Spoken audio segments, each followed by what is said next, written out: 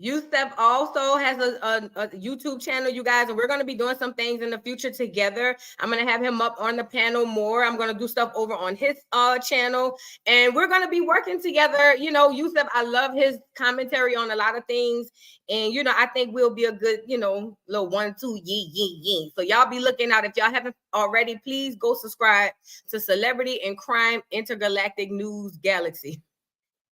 I'm saying Celebrity News Galaxy, but I was like, wait, I think he changed it. Yes, Celebrity and Crime Intergalactic News Galaxy. Yes.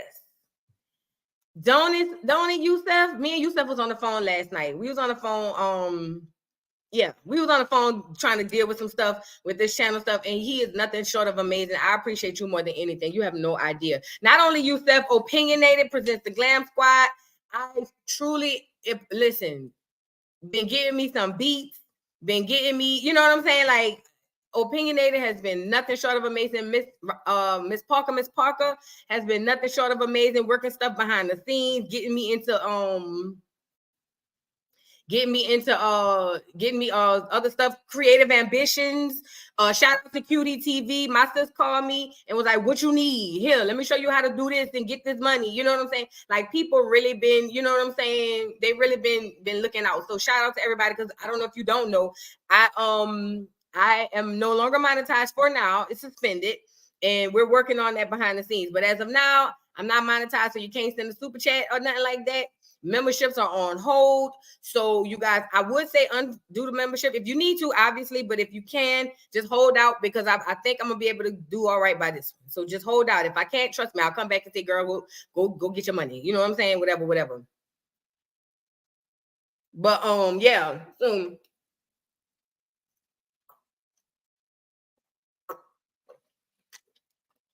like I said, man, shout out to everybody who's been helping me behind the scenes, because it has been a time. I'm sorry, y'all. I'm so sorry. All right. So I had a thumbnail up there. Why is my thumbnail not up there no more? Did they take my thumbnail down? I need a thumbnail now. Was my thumbnail taken down? Really quickly. Hold on, y'all. I need to check on my thumbnail, because I see it here, see it there. But when I go to look for it, it ain't there. Maybe it's me. Maybe it's just me. I don't know. Yes, Shay Johnson. Oh, I hope you're not the crazy one from Love and Hip Hop. No, that's not you. I see you, girl. Thank you. Welcome to the Dollhouse, you guys. If you're new here, please hit the like button first of all, and if you don't mind, please think about subscribing. But let's get into why we're here. So we're here to talk about Black History Month and why it's all full of shit. I ain't monetized. Why it's all full of shit. You know what I'm saying? Let's talk about it, okay? Now, I know a lot of us has been taught during school everything about Black History Month. Typically, it's all a whole bunch of Martin Luther King and all of this and all of that and da-da-da-da-da. We learn hardly anything about other prolific leaders, such as Malcolm X, such as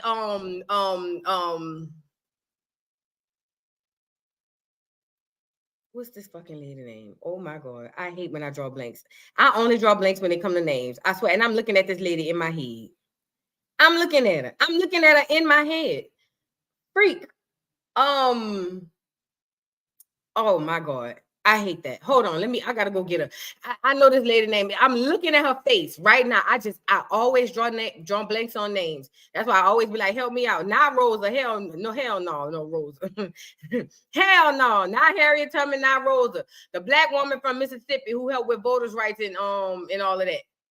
Black, what's her name? No, not Harriet. Fannie Lou. Thank you, Yusef. Oh my God. Thank you. Fannie Lou Hamer. These people you hear very little about, because these were the real heroes, if you would say, that really was doing the work. See, first of all, let's start right here. Let me say this. Thank you, Yusef. Let me say this. Before we get started, I know how much Black folk love their religion. I know how much Black folk love their politics or whatever they are. I know how much Black folk love they beliefs, and I know how much Black folk love slavery. Oh, yes, I do. Oh, we love slavery. We don't want to let slavery down. Do you hear me? But I'm just going to ask that if you're in here on this conversation, please be objective. Please open your mind and be willing. You don't have to listen to me, but be willing to maybe question some of the things that we were taught, because what we're figuring out now is we were all taught a whole bunch of lies. Hey, Tracy Tate. Hey, Aquarius Beauty. It was all a bunch of bullshit is what we were taught.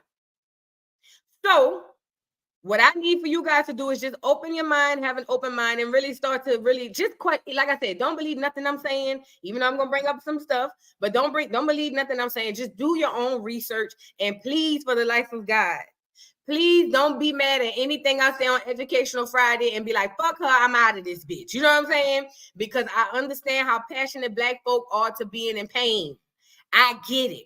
We have been conditioned emotionally and mentally and psychologically so much to hold on so tight to pain that when somebody come out and say, hey, maybe it wasn't, we automatically get, when I say, I tried to send a cash app, but it says you're accept. Huh? What you mean you're accept? I don't know what you mean. Let me go in there.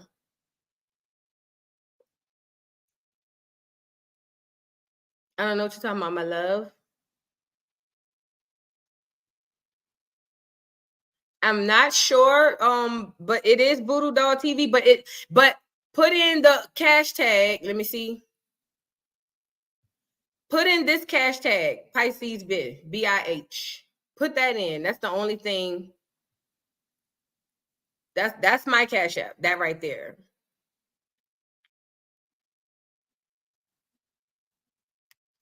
The Don Aquarius says, I just learned that the second Black woman was executed in Philly, Corain Sykes, and the case has several holes. Listen, this is what I'm saying. This is what I'm trying to tell you.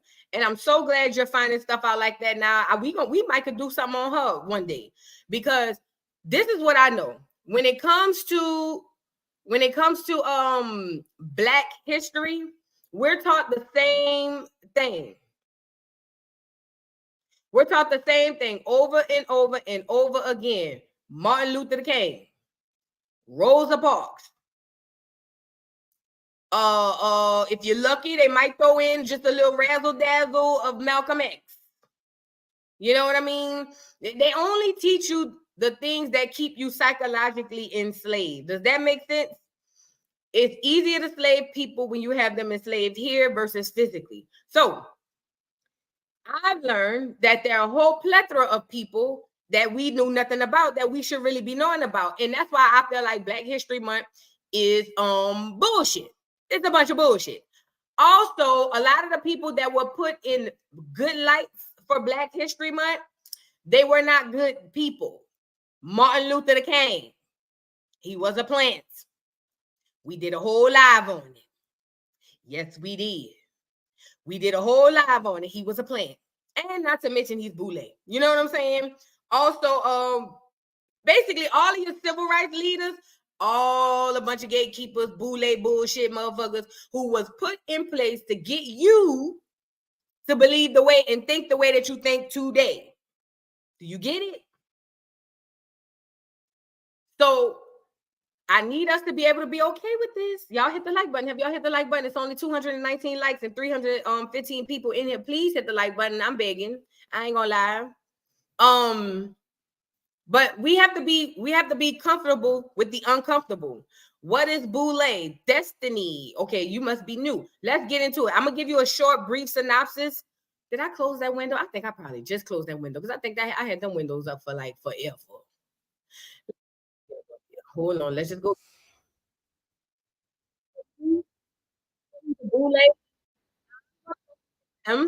Just to give you guys oh, not share yet.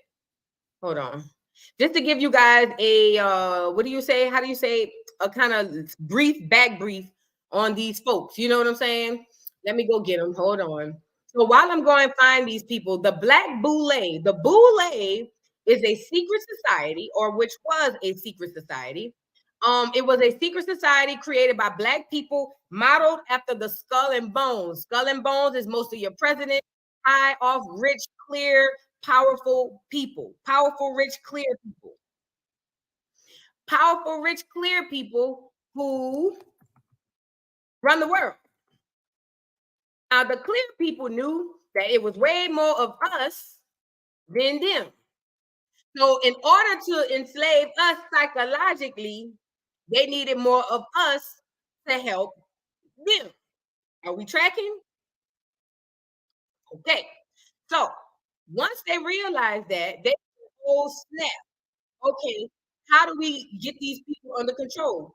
Oh, easy peasy. Let's just go get some of them and have them be the spokesperson for the other ones. And then they're going to then, because black people, these people are going to automatically assume that because the person looks like them, that they are the same. But the gag is they are not the same. These people work for us. They don't work for you. I'll give you an example. The NAACP, National Association for the Advancement of Color People.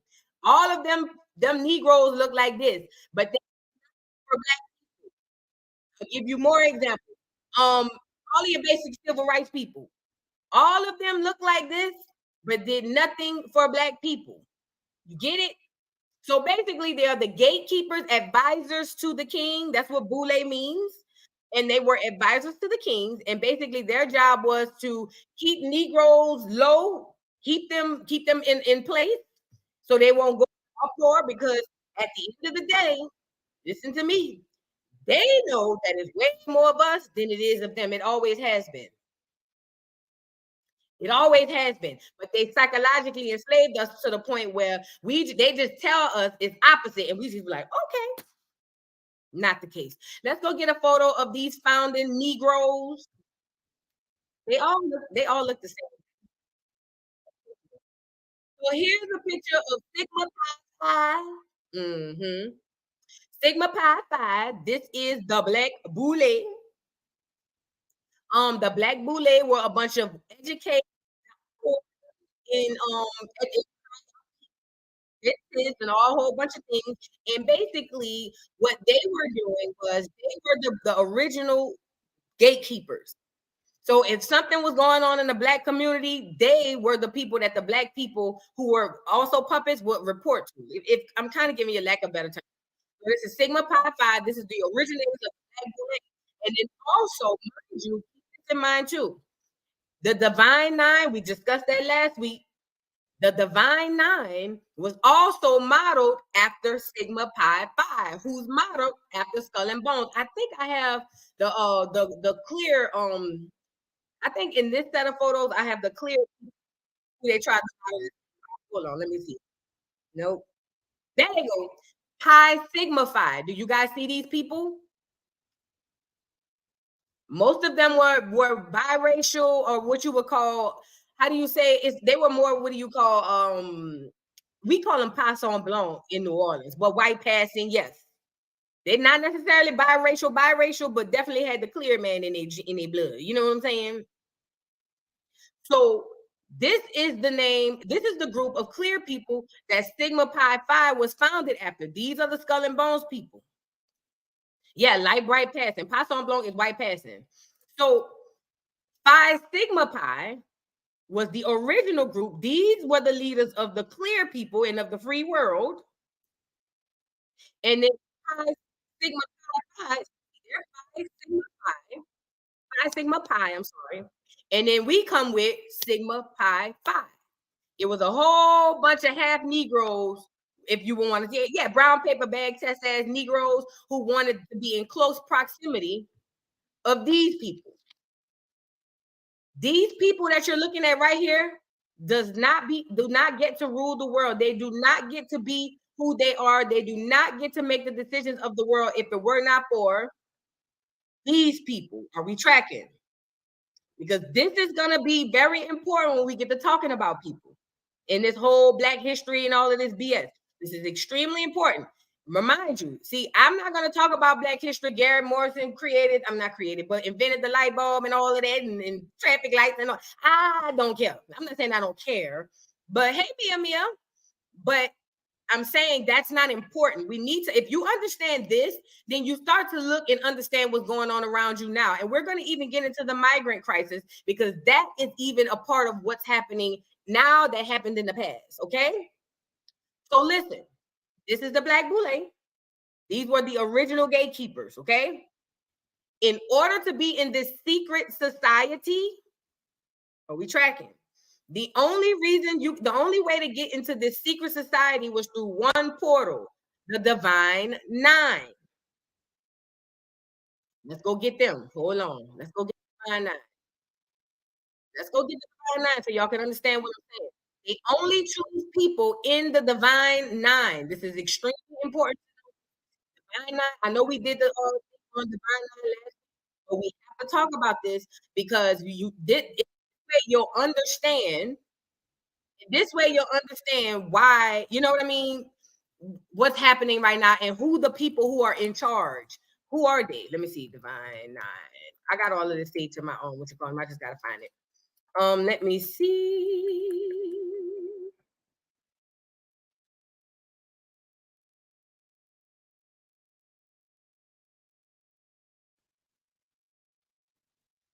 One second, you guys. I'm just gonna go get this photo so I can show you guys how this is how it all coincides. Because listen, I'm telling y'all, this is going to be the main. No, not that one. This is going to be very important for what we get to talking about. Is it here? Nope, nope, Nikki, nope. Video. Girl, where is it? I got it. Hold on. Okay, I'll just go Google it. I'll just go Google it so we can get it. Hold on. Oh, I got them up already. I didn't close this window. So, okay.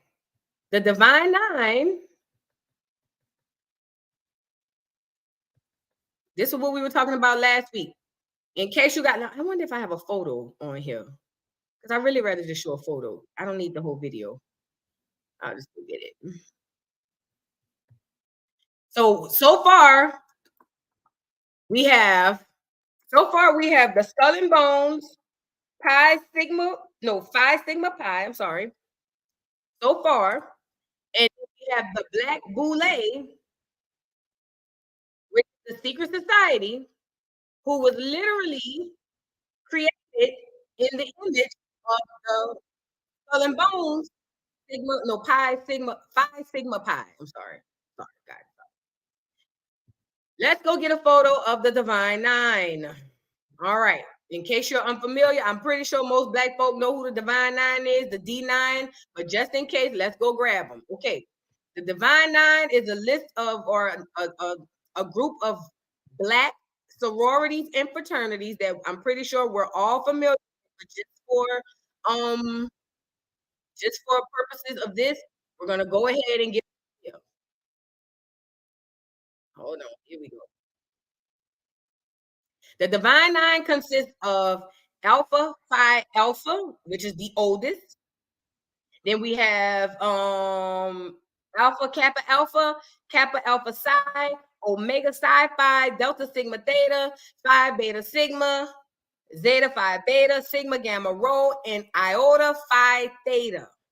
In order to get into the Boule, you have to come through the Divine Nine. Please like the video on the way in.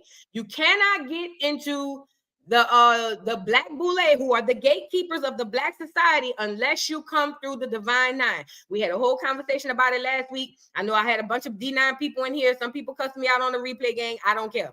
Let me tell y'all, this is true. Just because you're in it and you weren't chosen to be one of the ones who were chosen to go up to be a gatekeeper, don't mean it don't exist. I had somebody tell me I need to do my research. No, ma'am, you joined the fraternity or sorority and you have no idea what you joined. You need to do the research. Are we tracking? Because I did my research.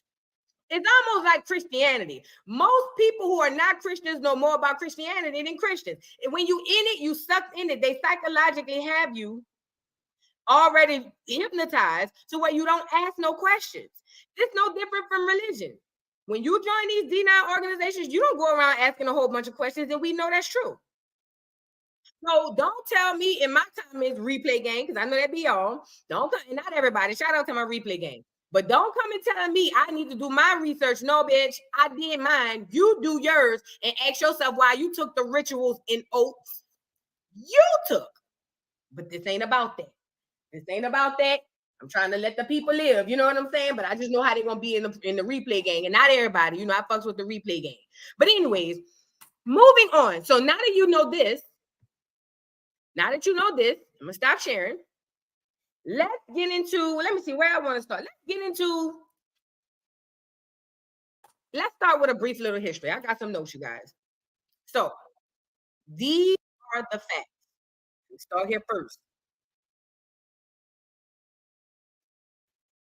Everything that has been implemented in society through Black or white people has come through the children.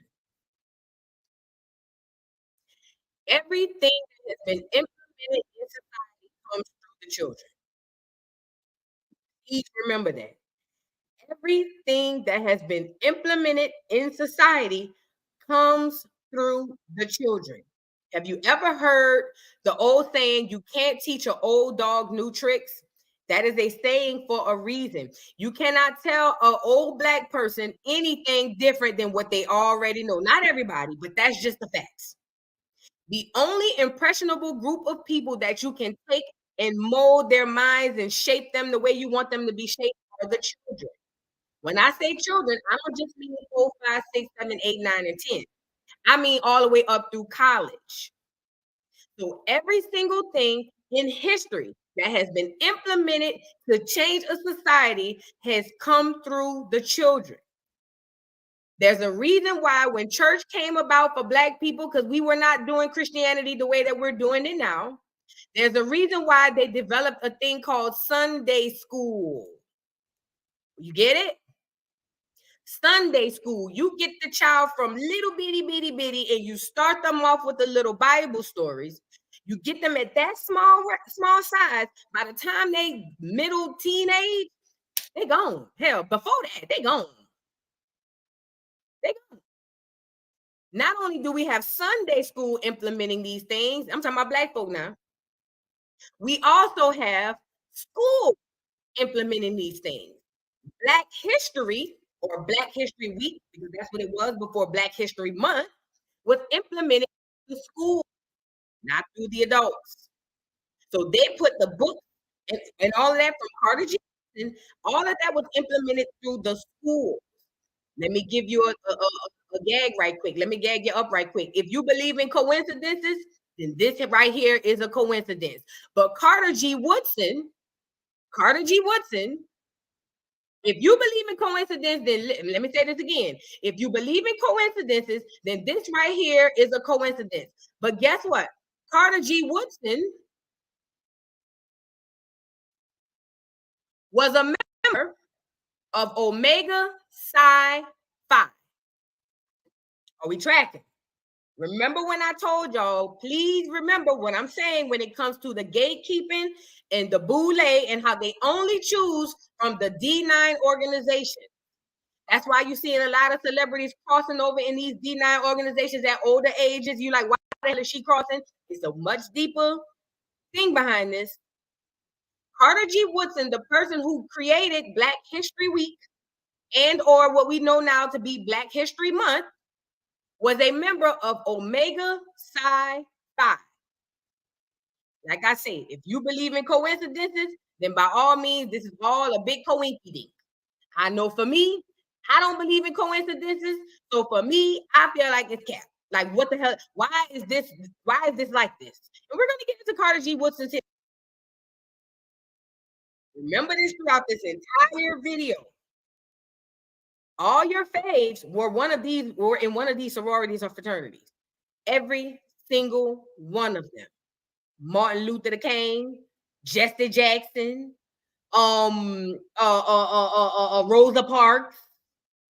It's a whole, listen, again, I know y'all been taught to love these people during high school, middle school, elementary school, all the way up from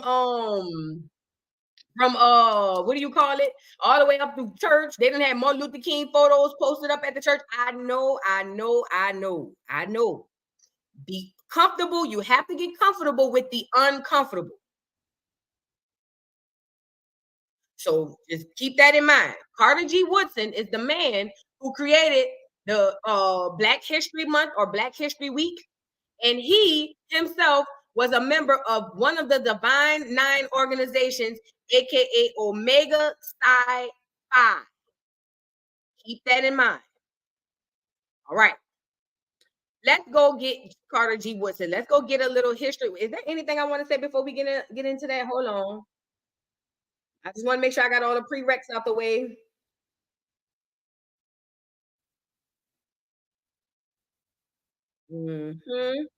I think we got all the prereqs out the way so far. Okay, let's go get Carter G. Woodson. Let's go see what they said about Carter G. Woodson. Okay.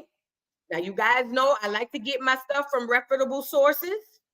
That's what I try to do. Even though in 2024, the way the internet has taken over America's, you can't even believe the so-called trusted sources such as the top source. For this, hey, no face. For this purpose, we just gonna go ahead on and with what we got. Okay, let's get into it. Carter G. Woodson. Carter G. Woodson was a scholar who's dedicated to celebrating the historic contributions of Black people led to the establishment of Black History Month, marked every February since 1976. Oh, mind you, we got a little clip. Mind you, before it wasn't Black History Month, like I said, it was Black History Week. And then they made it a month. But all of that happened through the schools. All of this.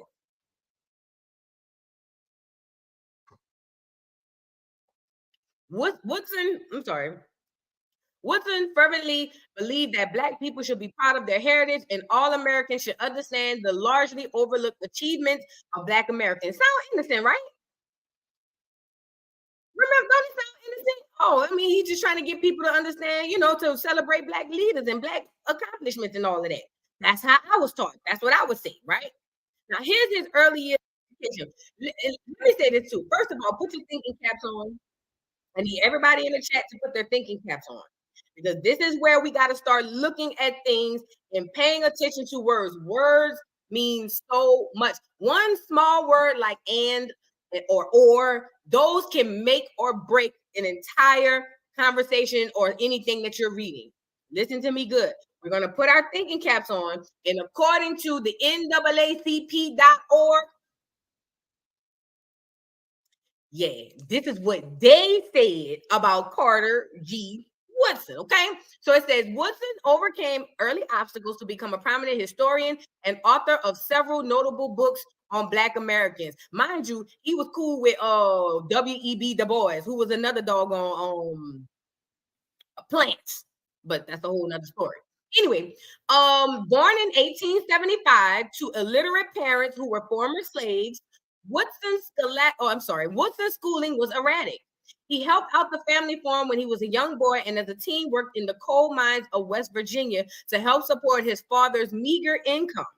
Hungry for education, he was largely self-taught and had mastered common school subjects by the age of 17. Entering high school at the age of 20, Woodson completed his diploma in less than 2 years. So this is what they're trying to say. They are trying to say that Carter G. Woodson had zero education as far as from the system. And he was working in coal mines because his daddy hardly made no money because they were all, remember the story that they want us all to believe that all Black people were broke, poor, disgusted, and busted? Remember that? Remember they said that? They said we ain't had nothing because they let us go from being slaves. And once they let us go, it was a wrap. You know what I'm saying? They said we was trying to figure it out. We didn't have nothing and do. Well, if that was the case, how did we have the Black Boule and Black Wall Street and all of these places? We have to start thinking, let's not take everything at face value. Let's not take everything at face value. Start thinking about what these people are telling you. They are telling us that black people were poor. We didn't have nothing. He's from Virginia, especially in the South. So if we were poor, how do we have Black Wall Street? How are black people thriving so much so to where they had bourgeoisie clubs and I don't mean clubs like physical clubs, like there was a whole middle class people of black people. You see what I'm saying? But that's what they want us to believe. So let's just roll with it. I'm just saying, use your critical thinking. That's all I'm asking everybody to do is use your critical thinking skills. This is very important. So now they're saying that he grew up with nothing, and he was self-taught, and he was so good at being self-taught, so much so that he was able to finish high school in 2 years. He entered at 20. He was able to finish high school in 2 years and then go on to get bachelor's, master's, and PhDs. Oh, girl, go lay down. But let's get into it. So then they says Woodson worked as a teacher and a school principal before obtaining a bachelor's degree in literature from Berea College in Kentucky. After graduating from college, he became a school supervisor in the Philippines and later traveled throughout Europe and Asia. Pause. How the hell he get to the Philippines? Remember, they was poor. How did he get to the Philippines? I'm just asking. It's rhetorical. It's for you to ask yourself. But anyways, in addition to earning a master's degree from the University of Chicago, he became the second Black American after W.E.B. Du Bois, whatever, to obtain a PhD degree from Harvard University. This is a poor Black child who has nothing, who come from nothing. Mama and daddy ain't shit. They ain't had nothing. How in the hell did he get to the Philippines? And then from the Philippines, how in the hell did he get 3, 4, 5 degrees? This nigga done been from the Philippines to Chicago to this place and to that place. He getting degrees. That's the part. Thank you, Brianna. Thank you. This is why I love my chat. Where did he get the money for all these degrees? Because it wasn't free. Oh, yeah. It wasn't free back then. Who paid for all these damn degrees? Now I know it's a bunch of people gonna say, "Oh, they had grants." Not for them type of degrees. Hell, it's hard to get. Listen, in 2024, if I wanted a grant to pay for everything for masters or PhD, I can get a lot of them, but I ain't gonna get none to pay for all of them. It's very, very few. Yes, Brianna, we had land, we had economy, and we're gonna get into Malcolm X, and he got a few things to say about that too. We had that. But they tricked our children into believing this integration and segregation and we were nothing, slaves mentality. And here we are today, but we'll get there. Now, where were we? Oh, Carter. So yeah, he he was the second African American after W.E.B. Du Bois to obtain a PhD degree from Harvard University. He joined the faculty of Harvard University, eventually serving as dean of colleges of art and sciences. This is another question, Black people, put on your thinking caps. How in the hell did this poor Black man not only obtain all these degrees, the school hired him? Huh? Oh, okay. That's what. Listen, but they don't expect you to question those things. They expect you to just read it and move on. Now, after being barred from attending American Historical Association conferences, despite being a dues-paying member, so they're saying there was segregation and racism. He paid his dues. He couldn't even be down there at the American Historical Association. Says Woodson believed that the white-dominated historical profession had little interest in Black history. Pause. And I don't want to draw this out. But he's saying that he was in an AHA, American Historical Association, predominantly white. He paid all his money, but they wouldn't allow him in. So he said, Black people need their own history. He saw African American contributions overlooked, ignored, and even suppressed by the writers of history textbooks and the teachers who used them. Remember, I said everything comes through the kids. Remember, I said this. Everything comes through the kids. So he's a part of a club that was writing history for the schools. And then he said, well, ain't no Black history. Maybe I need to write some books for the Black folks. Remember, they so racist that they let him pay his dues but won't let him come to the meeting. But yet they gonna be not racist and allow him to put Black history in the school. Yes, melanin popping. You see what I'm saying? We have to start asking these questions. They were so racist that they wouldn't allow this man to be in the membership, even though he paid his dues, but they weren't so racist to where they hired him as the dean.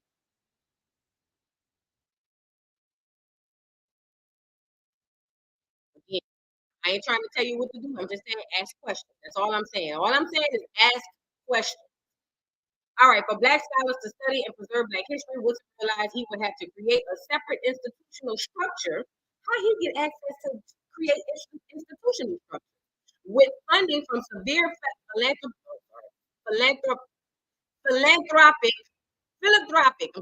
foundation.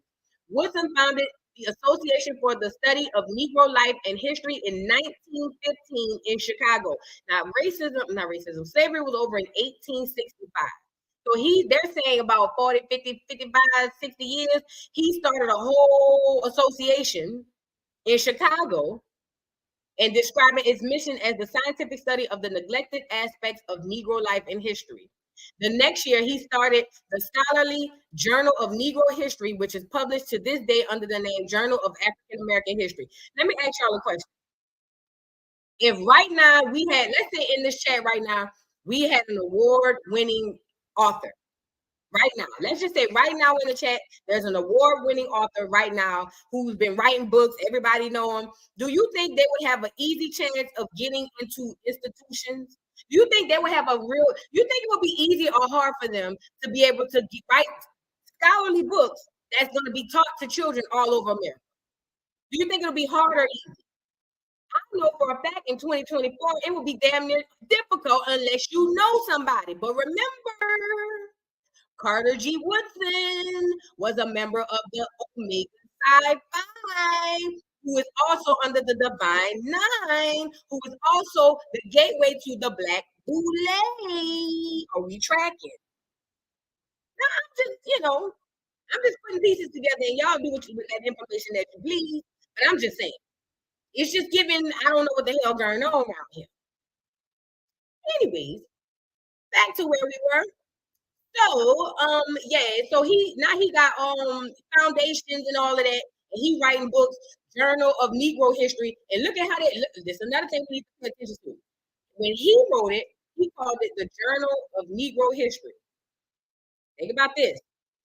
When he wrote the book, he called it the Journal of Negro History.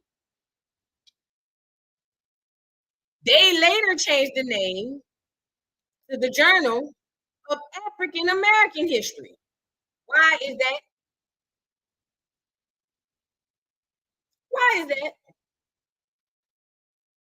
Why you couldn't leave it at Negro history? Oh, my bad, because they change our names every 40, 50 years anyway. Because see, right now, I bet you if you look it up, or if they haven't already, they're gonna change it to Journal of Black American History. That's just what they do, child. These people is a mess.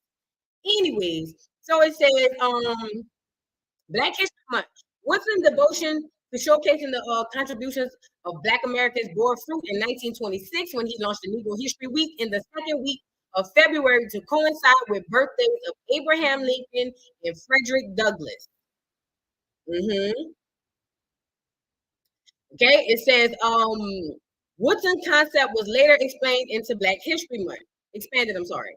Woodson died from a heart attack at the age of 74 in 1950. His legacy lives on every February when schools across the nation study American history, Black American history, empowering Black Americans and educating others on the achievements of Black Americans. Throughout the course of his life, Woodson published many books on Black history, including A Century of Negro Migration, The Education of the Negro Prior to 1861, The History of the Negro Church, and The Negro in Our History. Okay? All right. Now, let me just say this also. This poor Black man from nothing, Timbuktu, Virginia, went on to get how many degrees? 3 degrees. We still don't know where he got the money from. Then he was a teacher, a principal of a school. Then he went on to be hired by Harvard, the dean, all of this stuff. He writing books, and he has an in into the institution that is set to basically train us to be slaves. That's what school is all about. But he got an in. Oh, I know why. Remember what I told y'all? Remember what I told y'all? The only way to get into the Black Boule is through the Divine Nine. Carter G. Woodson was Omega Psi Phi. The Black Boule are the gatekeepers of the Black society. The only way through is through one of these folks. Coincidentally, Carter G. Woodson was a member of Omega Psi Phi. I'm just saying, I'm gonna leave it there and let y'all do with that information as you please. I'm just trying to tell y'all what's going on, okay? All right, moving forward. Now that we've got that out of the way, let's get into, let me see what, hold on one second. Let me get the, I think I have a video on this. Hold on. Don't put me on. Give me a second. But I'm gonna look for that. But let me tell y'all something. Let me say this, you guys. You have to be. Oh no! Before we do that, I gotta look at this one. I gotta look at this one more article, and we're only gonna read a little bit of it. We're not gonna read all of it. Hey, Terica. We're not gonna read all of it, but I want to read. I pulled this article on purpose because I wanted to read about his role as Omega Psi Phi, just to prove that to y'all that I'm not lying. I'm telling y'all what they said. Okay. And this is from watchtheyard.com. Preserving the past, empowering the future. Dr. Carter G. Woodson and Omega Psi Phi's role in the creation of Black History Month. Now, why is Omega Psi Phi get in to the schools and all of that? So why they make it so much? Why this is the curriculum all over not only America, Germany, Canada? How, Sway? Ask yourself these questions. Now, here is Carter G. Woodson, old doorknob head ass, okay? I don't really respect the ancestors, in my opinion, who I feel like did us dirty. So he's gonna be a doorknob head bastard for this whole thing, right? Okay. So this is Carter G. Woodson when he was old and decrepit. It wouldn't surprise me if he was at the church freak-offs with Martin Luther King and Riri Daddy, Aretha Daddy. It wouldn't surprise me if he was in there. But I'm just saying, I'm not saying he was. I'm just saying it wouldn't surprise me if he was in there. You know what I'm saying? Anyways, let's get into it. So Carter G. Woodson, a member of Omega Psi Phi, it says, in the early 20th century, a growing movement was underway to recognize and celebrate the contributions of African Americans to American history. Among the organizations at the forefront of this movement was Omega Psi Phi Fraternity Incorporated, a historically Black Greek letter fraternity founded at Howard University in Washington, D.C. Okay? Founded on November 17, 1911, Omega Psi Phi has long been committed to promoting and preserving African American history and culture. One of the fraternity's most notable contributions was its role in advocating for the creation of Black History Month. Okay? All right.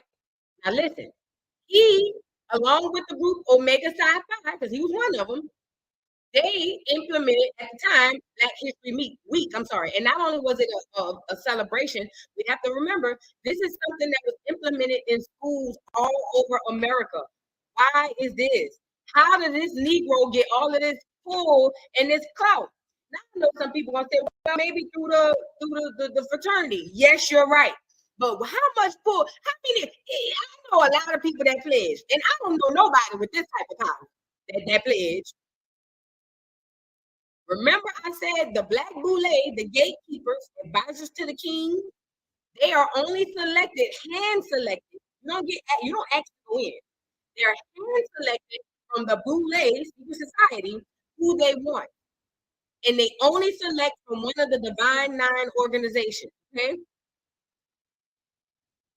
The idea of a national celebration of African American history and culture was first proposed by historian Dr. Carter G. Woodson in 1915. Dr. Woodson, a member of Omega Psi Phi, believed that African American history was an important aspect of American history, and should be recognized and celebrated accordingly. He founded the Association for the Study of Negro Life and History, the ACNLH. Let me say that one more time. I think I read fast. I like that Happy Boule Month. Yeah, Aqua. I'm not even showing y'all. Let me make it so y'all can see. I'm not even showing y'all. Listen, yes, Happy Boule Month. That's what it is. Happy Boule. That's what it is. That's literally what it is. Happy Boule Month. So look. So it says he was a member of Omega Psi Phi, believed that African American history was an important aspect of American history and should be recognized and celebrated accordingly. He founded the Association for the Study of Negro Life and History, also known as ASNLH, which later became the National Association for the Study of Afro-American Life and History, the NAASAALH. Ask yourself a question right here. This is where I need you to ask yourself a question. Why do they keep changing the name from Negro to African American? And I get it. You know what I'm saying? You thinking, well, the times change, you got to keep up with the times. But these are titles. You typically change the vernacular if it affects the outcome of what's going on. Anyways, I just want to share that with y'all because we all know that they basically came up. Let me see. I think it's maybe one more little piece I want to see. Oh yeah, in 1926, Dr. Woodson announced the first Negro History Week in February 1926. February was chosen because it was the month in which both Lincoln and Douglas were born. The New York Times, after Lincoln's assassination, his birthday on February 12th had been celebrated by Black Americans and Republicans. Pause.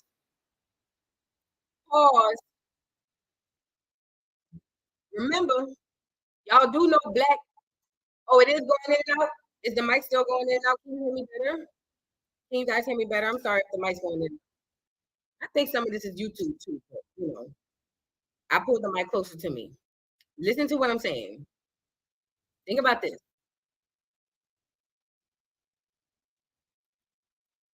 What was I going? Oh, think about this, you guys. So he started the Negro History Week after Lincoln and Frederick Douglass, and then it said that it was celebrated by both Black Americans and Republicans. You guys do know that we were Republican before we were Democrat, correct? As long as you know that, then that's gonna make a difference as well. So that's why Black American and Republican were put in the same sentence, because we were Republican. Okay. All right. Let's get that out. All right. Boom. I might need to just hold on. Let me take it out of here. I can leave it enough. I can leave it. So anyway, all right. So all right. All right, where were we? So yes, by Black Americans and Republicans. Where is that little?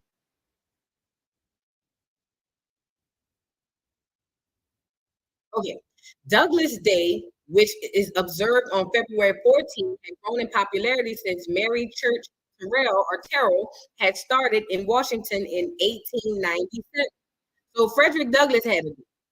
In February 1969, students and educators from Kent State University expanded upon the week and proposed the first Black History Month. So in 1969, it was first proposed at Kent State. Students, listen to what I'm saying. Let me read this one more time, because remember what I told you when I first came up here. It says, in February 1969, students and educators at Kent State University expanded upon the week and proposed the first Black History Month. Why is this important? I just told you when I came up here, every single thing that is implemented in society comes through the children. You can't teach an old dog new tricks. So they use the children because they are impressionable, especially when they are hungry for knowledge. You got to think about it. 1969, 1970, even in the early 1900s, Black people understood that you needed education in order to compete because we weren't well off or broke off like they said we were. So in order to get that educated, you have to be indoctrinated. Are we tracking? You have to be indoctrinated to the society or to the way they want you to think so that you can then fit in. They don't want the odd man out. They don't want the person to question them. The people who question them typically don't do well in school. I struggled a lot in school because I always had questions.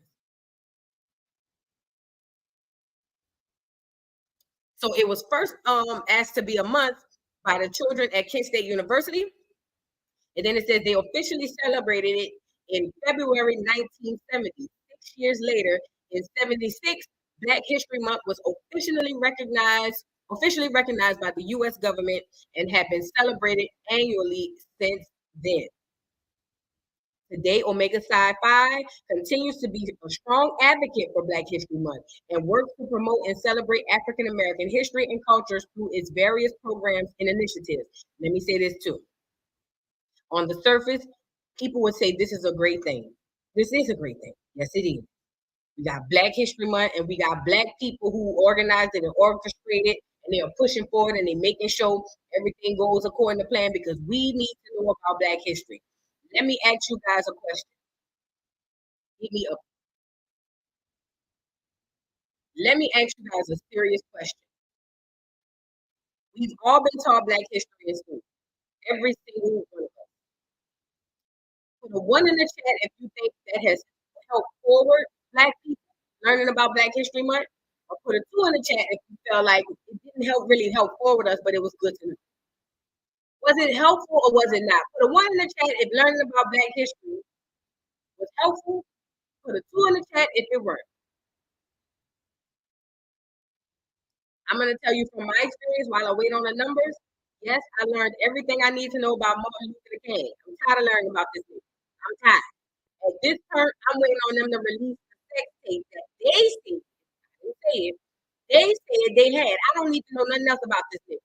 Mike, I don't need to know nothing else about you. Y'all do know Martin Luther King. Y'all do know that wasn't his real name, right?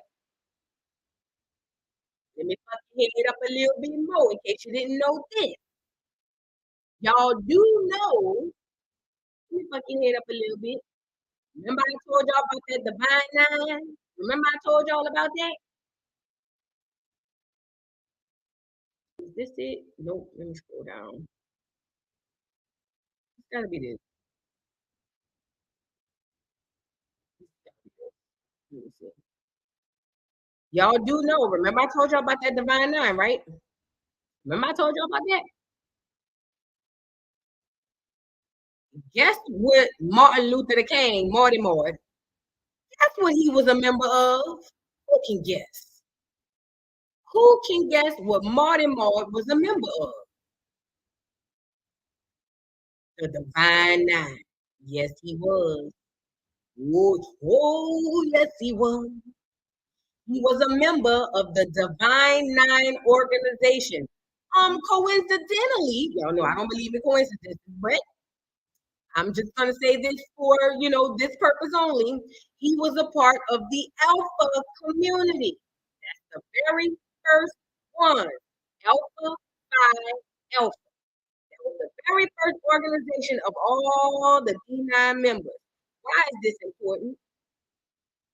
If he was a part of the Alpha Phi Alpha community, and we had other people like Carter G. Woodson, Omega Psi Phi, and we had Jesse Jackson. I forgot who he was. It was a whole bunch of people.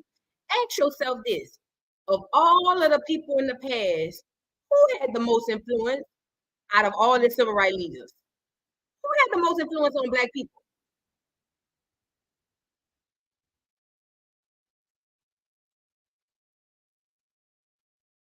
I'm waiting for somebody to put ML. Thank you, Chris. Martin Luther King, Marty Mart, Mike. He had the most influence on the culture. Remember what I said at the beginning?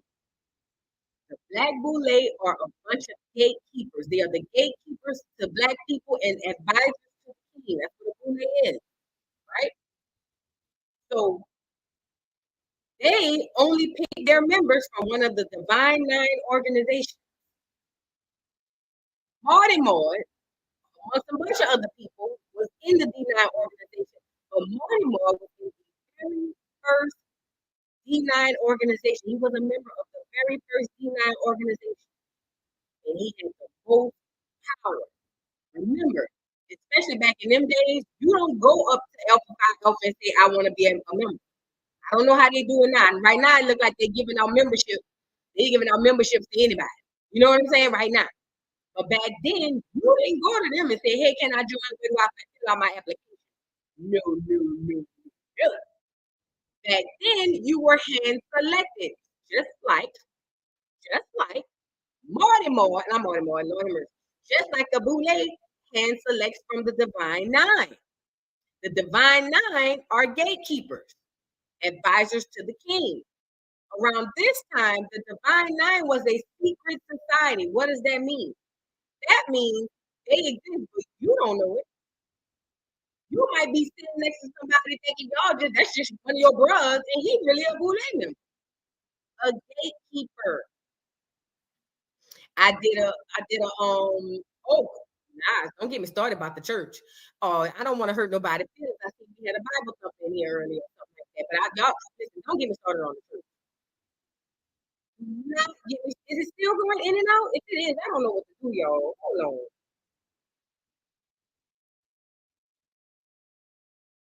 Is the audio still going in and out, you guys? I don't know what to do. I think it's YouTube or something. I don't know, girl. But look,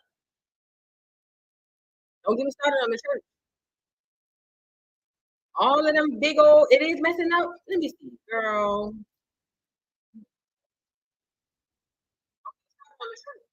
Yeah, it is. It is, you guys. I'm sorry. I don't know what else to do. Let me try without the mic. Let me try without the mic. Because I know they were saying it was, hold on. They were saying that it was the audio was messing up without the mic. And I had a video playing in the background. That could have been a part of it too. How does it feel? How does it sound? Put a 1 in the chat if it sounds okay. I don't know, y'all. I'm trying to make this a better situation. Once I get into my studio, it's going to be much, much better. Okay. Shay said it's much better. Okay. Let's leave it here. If we need to, we'll plug the mic back up later. I think that's because they had a video playing in the background, y'all. And I didn't even notice that.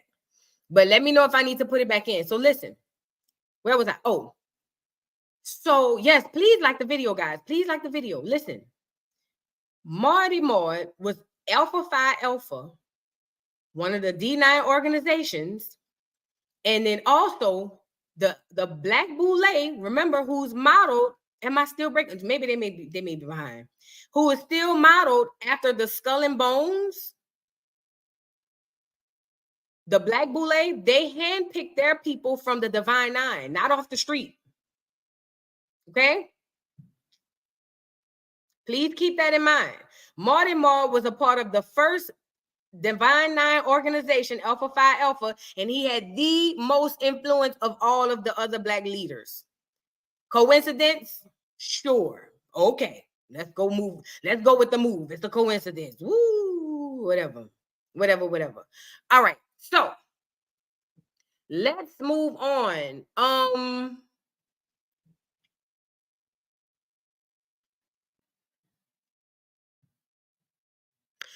glad you asked. Sheeta Boo, is it Sheeta? I don't want to call you Sheeta. It's Sheeta. Sheeta Boo says, hey, Boo, why was MLK unalive if he was part of the agenda? That is a wonderful question. I'm so happy you asked. Let me tell you why, Sheeta. The reason was because Martin, we did this on a live before. Martin Luther King was a plant. He was handpicked. His father was a Freemason, right? He was handpicked through his father into society to be a pastor, or if that's what you mean, and also to be who he was when we look back in history. This is all a part of the plan. It's almost like presidents, past presidents, and all of that stuff. They are all, your wife is handpicked. Everything is picked out for you. So Martin Luther King was a part of the plan. He was on the government's payroll. Yeah, you remember me, Appeal? He was on the government's payroll. But what happened was Marty Marr was doing, his whole job was to go around and make sure niggas don't go in the uproar. That was his whole job. The government hired Martin Luther King in Southern Leadership, National Southern Leadership Conference, whatever. They hired them to go all along with the NAACP, and their jobs were to go around to all of these black places where the black people at and make sure they don't go into an uproar, make sure they don't revolt. Which is why we had the national movement of the non-violent movement. You ask yourself why. Ask yourself this. Every other black leader, a lot of other black leaders were not on board. A lot of the older people were not on board with this nonviolent movement. They didn't think it made any sense, right? But yet and still, Martin Luther King just, I believe this, I push it, I believe it, Like, he couldn't get enough of it, right? So that's the part. I already said that too, and his real name ain't Martin. We gonna get in that. Listen, it's Black History Month. We gonna get into it. His real name ain't Martin. Mike. That's the nigga name. Mike. You know what I'm saying? Yeah, Southern Christian Leadership Conference. Listen. Everything was all good in the hood. He had all the Negroes holding hands with the clear people, saying we shall overcome. Niggas was crying. Niggas was having a gay old time. It was amazing. You know what I'm saying? It was a good time. He had did his job. The government said, well done, Mike. You did a good job. And he said, well, I appreciate you, fat. You know what I'm saying? And then everybody went on about their business. And then the desegregation happened, which was also a part of the plan. This is where Mike got his head popped. Mike went off script. See, Mike, you is a powerful Negro. And we know this because we saw you garner black folks from the north to the south and get these Negroes all together and singing the old Negro spiritual. Even Negroes that ain't even have problems with singing in the old Negro spiritual. Even rich Negroes was hand in hand singing the old Negro spiritual. You know what I'm saying? That's how much power this nigga had. But let me tell you what happened. So Mike, after being paid his money to keep all the Negroes in place, Mike decided, wait a minute, I'm just guessing. Maybe he had a change of heart. Maybe his conscience ate at him. Maybe he was just like, you know what? This is really fucked up. But all I know is one day he woke up and he was like, nigga, I have led my people into a burning bush. He literally said it on NBC. I'm sorry. I feel I have led my people into a burning bush. Because he realized, yes, all the clear people was there singing hand in hand in the old Negro spiritual, we shall overcome. Niggas was crying, white people was looking at him crazy, or whatever the case may be, and it was fine. But when he wanted to go get economic rights, what does that mean? What does it mean to have economic rights? Economic rights meaning our 40 acres and a mule. We want our land. We want our reparations, all of that. And then the clear people was like, Mike, now you doing too much, my nigga. And don't make me expose you, bitch, because we got all the tea on you. Oh, you just came in. Who is Mike? Martin Luther the King. Hey, Nola. Martin Luther the King. His name Mike. That's his real name. Martin Luther King ain't his real name. That ain't his real name. His name is Michael, but we call him Mike over here. You know what I'm saying? So, yeah, that's what we talking about, Marty. So,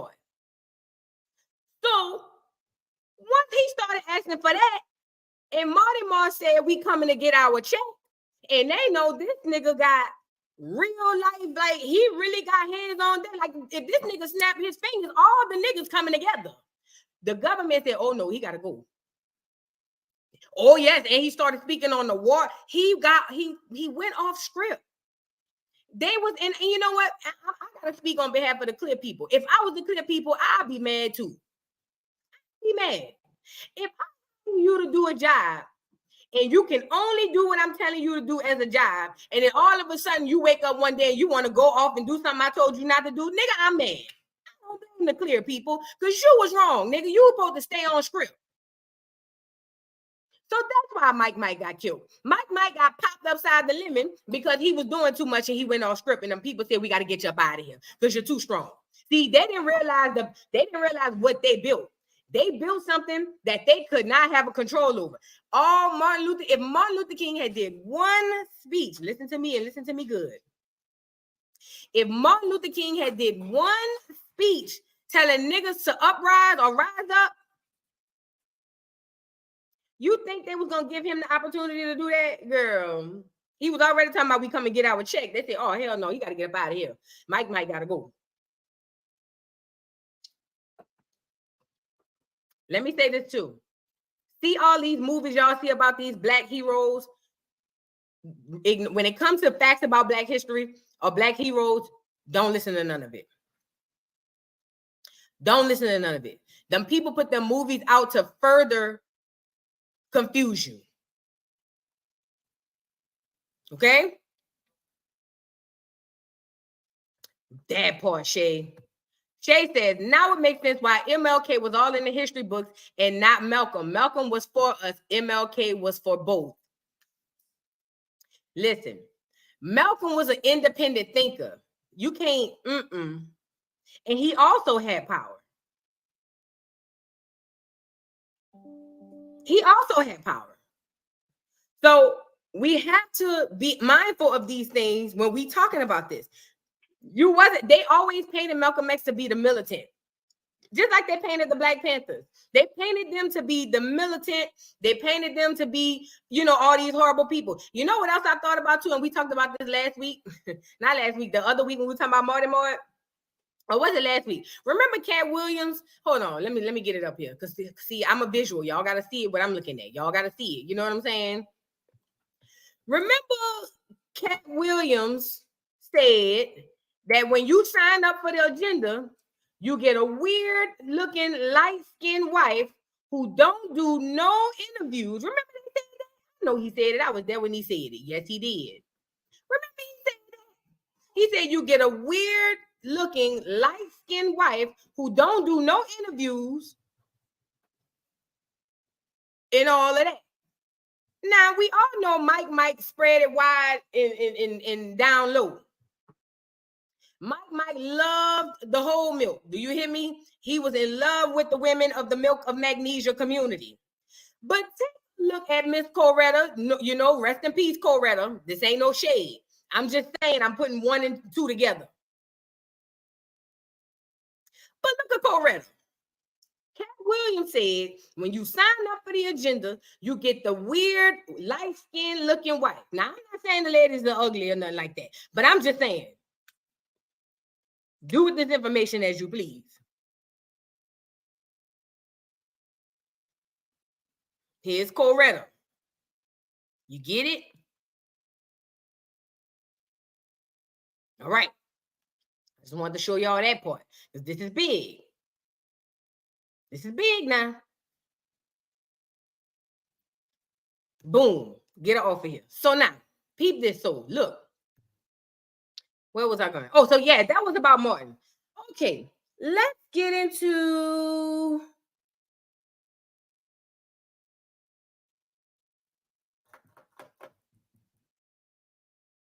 All right, we went over when it was Negro History Week. Then we went over when it became History Month, Black History Month. And then we went over his books, the ASALH, how it went through the kids. Let's go get some video. Let's go get some video. So I went and found a couple of videos, right? Because I'm one of the people, I like to read. I do. I like to read stuff, but I'm a vision person.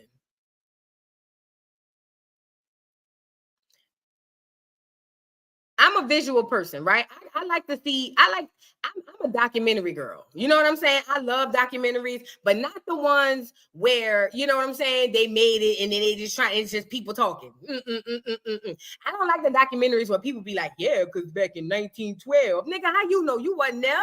The fuck? I don't want to hear what the fuck you got to say happened in 1912, nigga. I want to see the documentary with the people moving fast in the old cameras in 1912 wearing them three-piece suits in the summertime.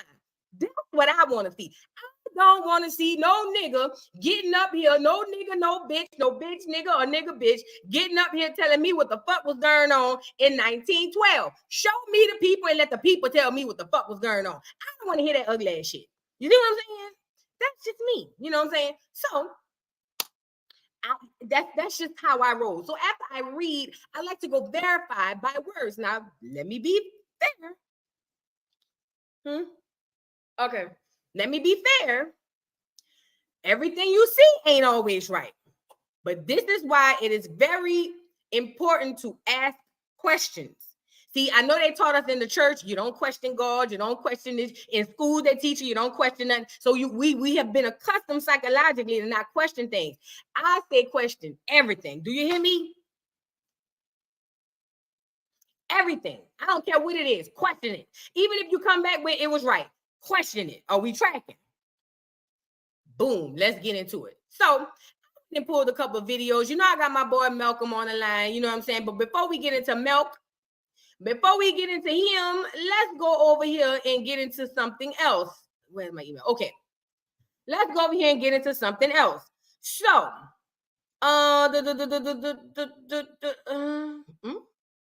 did I open it up? Oh, here we go. I want to show you guys, first of all, let me say this. This is very important. This is extremely important. We were taught that we were black slaves. They said, let me go get the slave ship so y'all can see what it looked like. I'm telling y'all what they said. I didn't say it. I'll tell you what we were taught.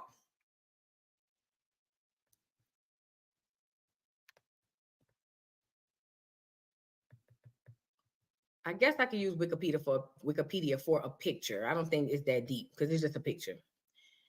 Can you make this bigger?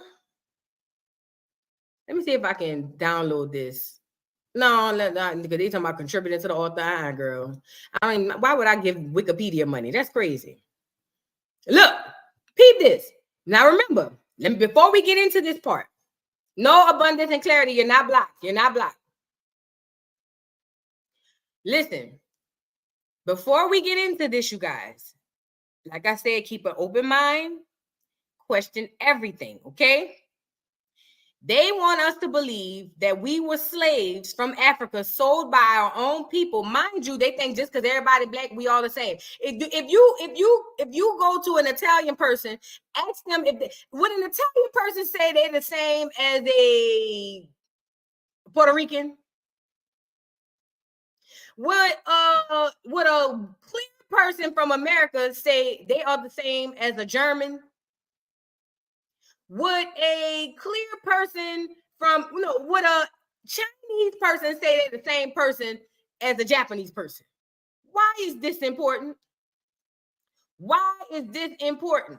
Because they told us it was your people who sold us. So you mean, like right now in America, we got a whole plethora of black people. We have Afro-Latinas, we have Africans, and that's a whole diaspora within itself. We have a whole plethora of black people in America. So you mean to tell me if, God forbid, but if a war broke out between black Americans and let's say Nigerians, and then all of a sudden we lose the war and then the Nigerians sell us to whoever, whatever, are you telling me that the Nigerians and us are the same simply because we share the same color?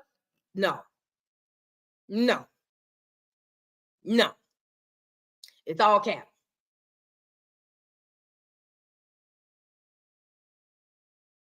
Okay, so keep that in mind. They said we came from slavery. They said they had us under the boat. And let me show you how they said we was looking. You know what I'm saying? Let me show you, because this is going to move me into the next portion where we're trying to go. Now, this is a photo of the boats, ships, Wooden ships, mind you. Wooden ships. Let me make it bigger so y'all can see. I'm pretty sure y'all all done seen this before, but let's just look at it again for clarity.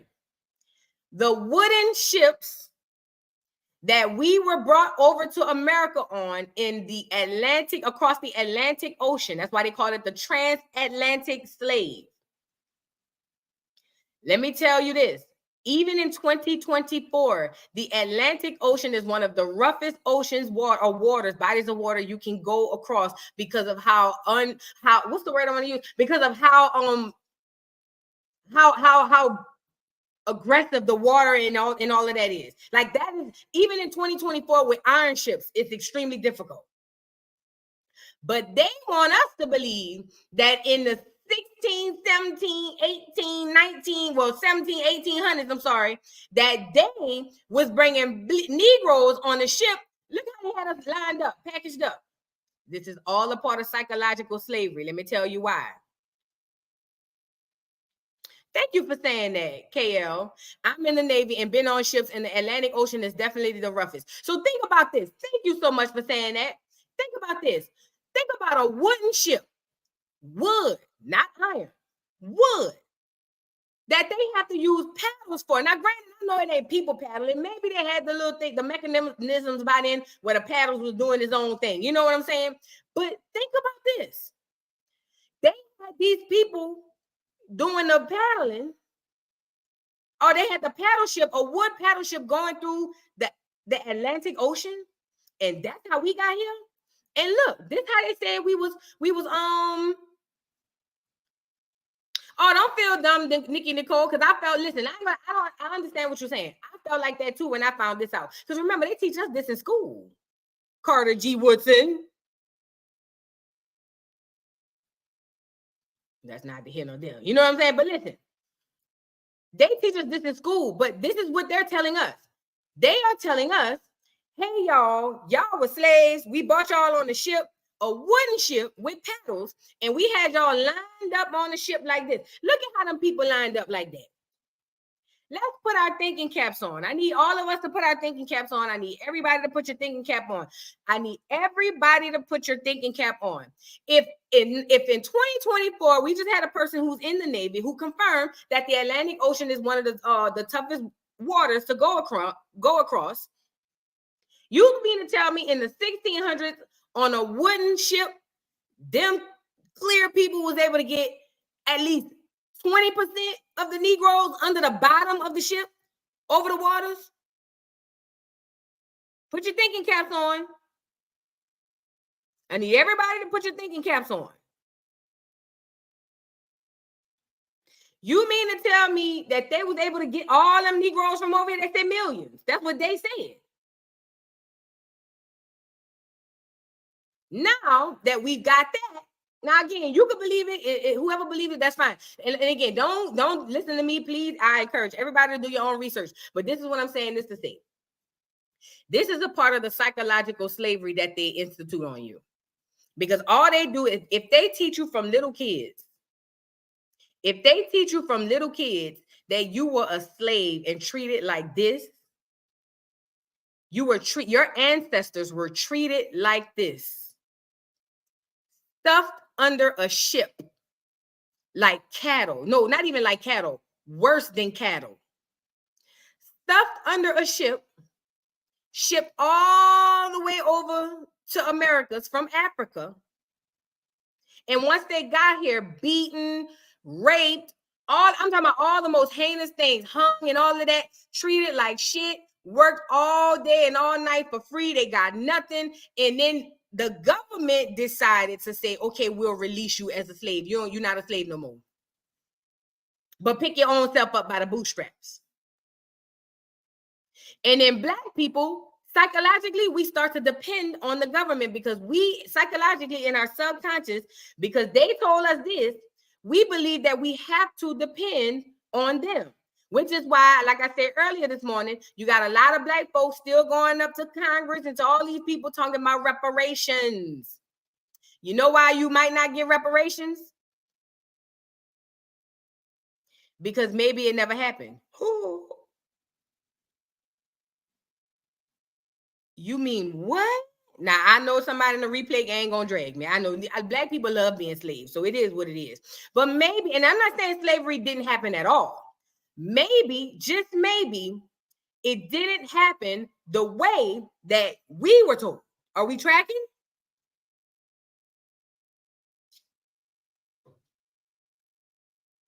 I'm just giving y'all the facts.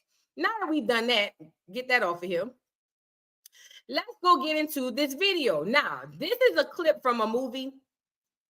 I'm gonna kind of like play it on and off. Remember, I tell y'all all the time in my chats. I say, hey guys, they always tell us the truth in movies. How many of y'all heard me say that? I say it all the time. They can do whatever they want to do to us as long as they tell us. And how do they tell us? Through entertainment. They tell us the same shit. First of all, I did a whole video on this. Roots was a whole lie. That was the person who wrote the book and who did the movie. They all admitted that it was a bunch of bullshit. It was made up. But we offer that. They are saying in this short clip, watch what these people say.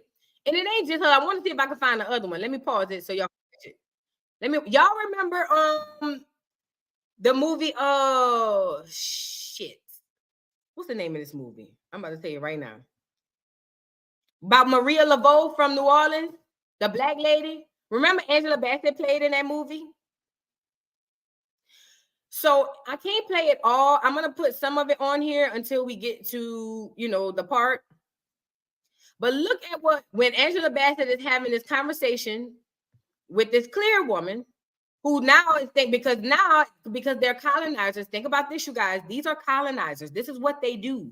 They colonize.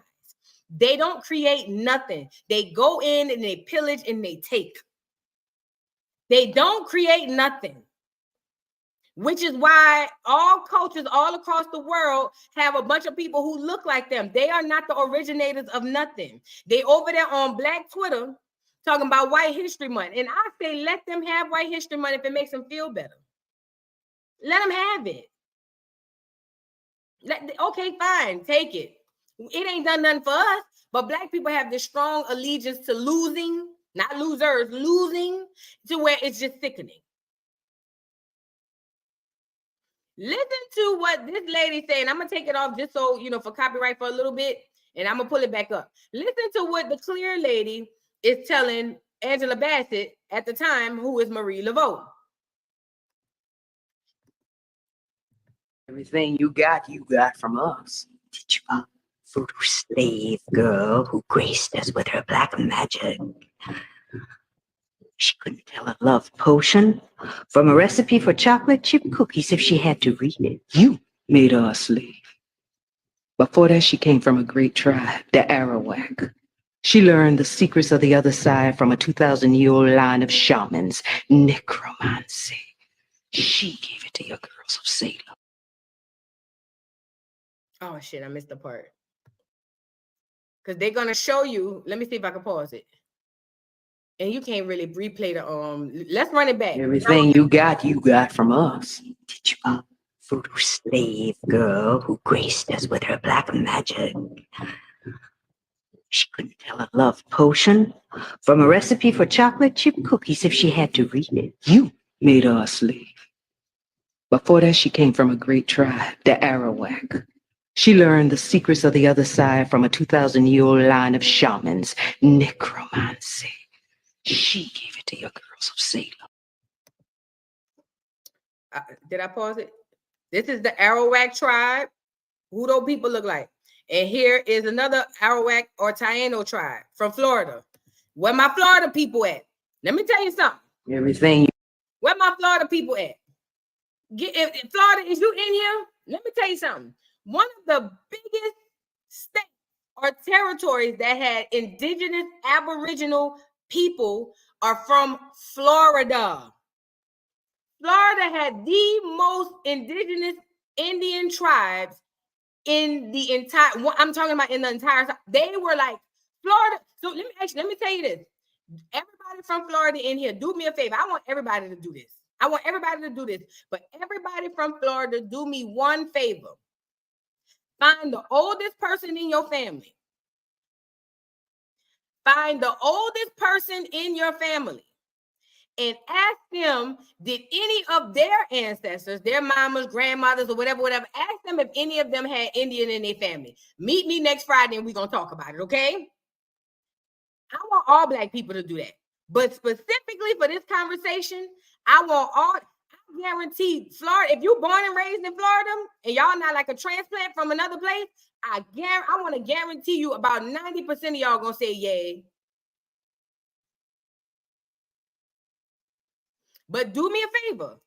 Find the oldest person in your family and say, grandma, great aunt, whoever it is, did you ever hear anything about us having Indian in our family? And don't say nothing. Just let them talk. Okay? Just let them talk. If you want to take notes, but remember the tribe that they say, because they're going to give you a tribe. Okay? Florida is more close to indigenous. New Orleans too, Louisiana, Georgia, all of them places. Why do you think everything has the name behind it, Creek? Y'all ever wonder when you driving up the highways, it be this creek? The names, you know what I'm saying? Like, just start to pay attention. Because see, they want us to believe, where is that? They want us to believe this. This is what they want us to believe. But don't listen to what they said. Go home. I need everybody Black. Go home and ask your ancestors not ancestors, I'm sorry. Ask your elderly. I'm talking about the oldest person in your family you could find. Say, hey, has anybody in our family, like before you, have you ever heard of anybody saying we had Indian in our family? And just let them talk. And I'm going to leave it there, okay? Now, this is what upsets me about Dr. Umar. Dr. Umar admits his own self that he has Indian bloodline. So did Louis Farrakhan. All people admit they have Indian bloodline, but they refuse to get up on these platforms and do that. But we went through it. We're going to go through it some more as the time goes by. I just want to drop that little nugget. You know what I'm saying? Moving forward. If you have old people in your family, please, listen, New York, DC, listen, Maryland, let me tell y'all something. Krishan's mother is a full-blooded Indian. Do y'all know that? Krishan Rockhead, the Miss Sharla, full-blooded Indian. Full-blooded.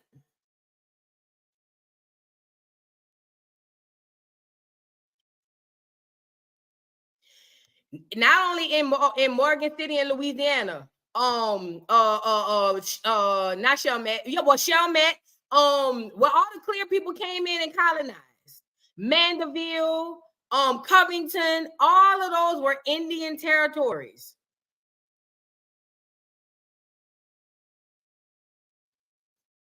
I'm just saying.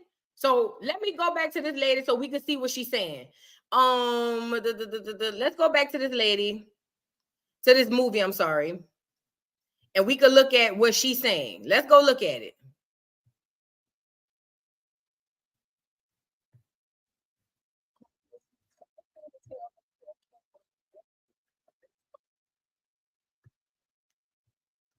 Hold on, y'all. I got 50 things going on in the background, child. Let's go back to it. You got from us. The lady is trying to say, remember I told you they don't create nothing. They're colonizers. They come in and they steal.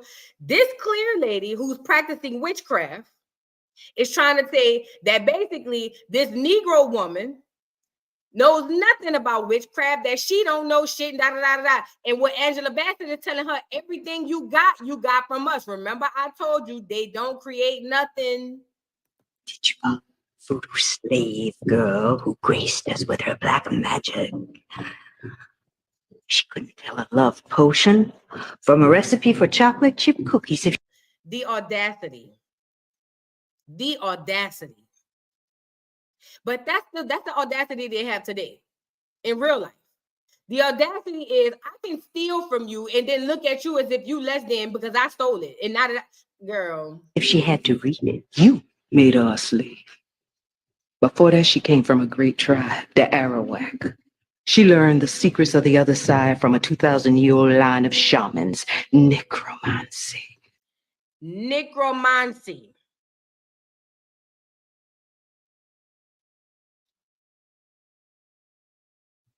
She gave it to your girls of Salem. This is the Arawak tribe. And there's another picture of the Arawak tribe. They look like our people. Everything you got. I'm just saying, do with that information as you please. I'm just giving y'all the information. Let's move on. All right, now that we've gotten that out of the way, that moves us into this next portion, right? So remember, Black History Month teaches us about slavery. Y'all know that, right? It's not a movie. It's American Horror Story. And it's, what season was this on, y'all? Google it. Google American Horror Story, Maria Laveau.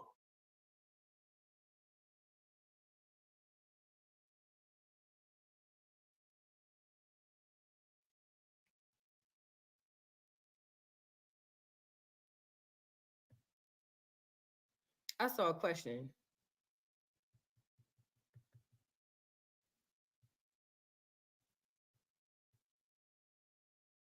Where the lady at? How do they get off the reservation we got off? Because my daddy went into the U.S. military. Because you got to understand, after the Depression, a lot of Black people left their lands and went into the cities. We voluntarily, not all, but a lot of us voluntarily gave up our lands. But a lot of it was taken by the government. Still happening today. They still taking our lands today in 2024. Still today. I'm just saying. All right, let's move on. So, where were we? Oh, yeah. So, is this it? Oh, yeah, this is the next one we're going into. All right, so I have this. Hold on. There's a ad. I'm trying to get my timestamps. So now this video that I got off of YouTube, it's from a smaller content creator, Square Huxtable. If you guys are familiar with her, please go check her out. I found this and I was like, oh, this is dope, you know? So let's get her up here. Let me get the timestamps though. Hold on.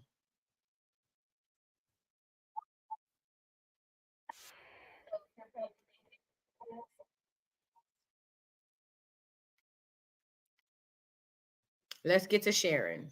Shout out to Square Huxtable over on YouTube. If you guys are if y'all are interested, please go over and check her out. She has a whole bunch of content on this type of stuff.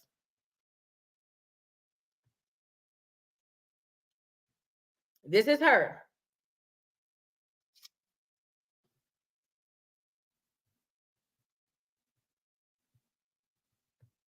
Black history.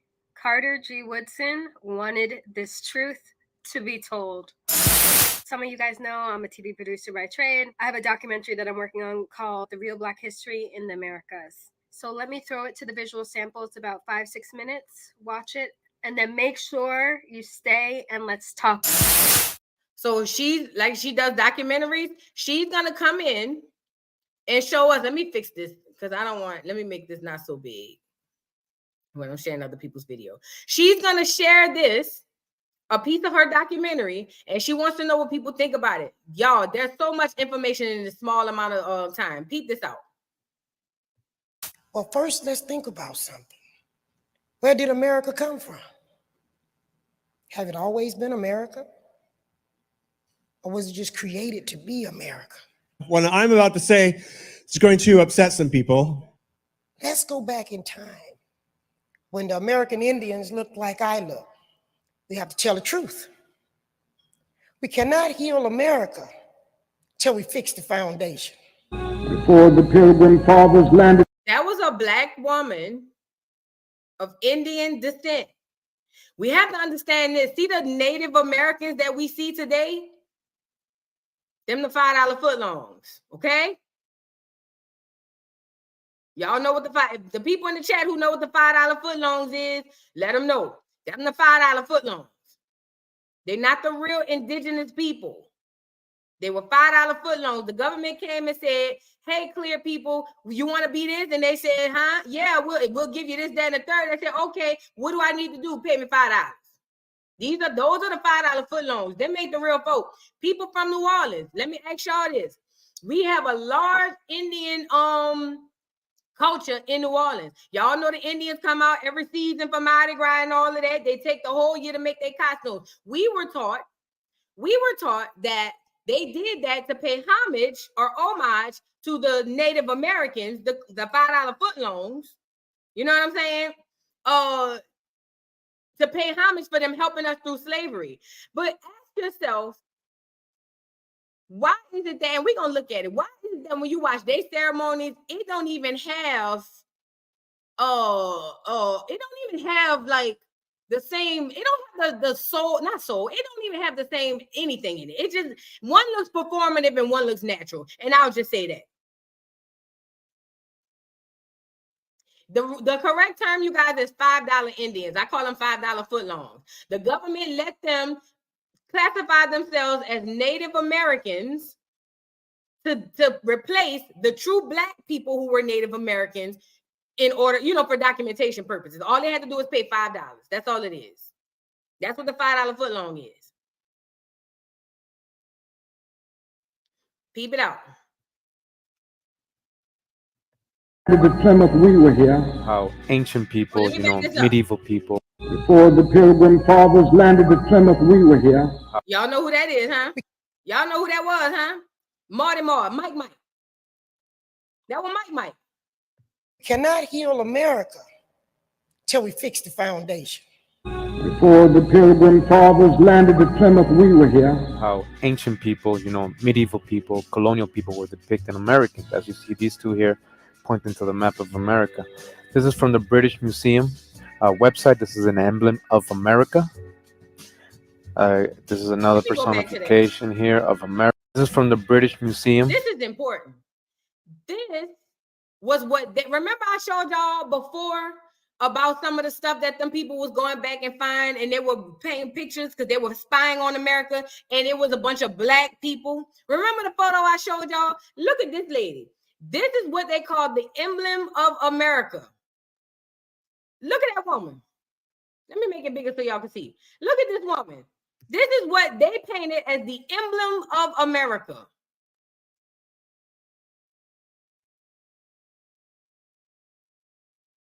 This all coincides to why Black history is full of shit, because they don't teach us none of this.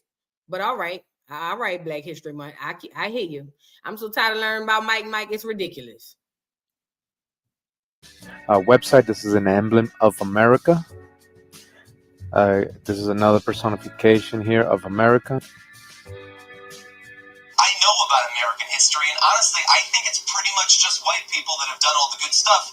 But the reason you think that is because the stories of Black Americans aren't being taught. It is ignorance. America, again, historical drawings, and more. The one on the right is from a museum in Holland. The girl channel Sandivas is Square Huxtable. Like Claire Huxtable is Square. Square Huxtable. Y'all go show us some love. It's Square Huxtable. Look at all these images of what they thought America was before then. Anybody who from New Orleans, look at this photo. Don't that look something like what the Indians wear today when we do our when the Indians come out? Anybody in here from New Orleans? Think about how the Indians come out around Mardi Gras. Look at this headdress. Don't that look kind of similar to what we be wearing in New Orleans? I don't do the Indians thing, but you know what I mean? Just food for thought, and we're gonna look at them.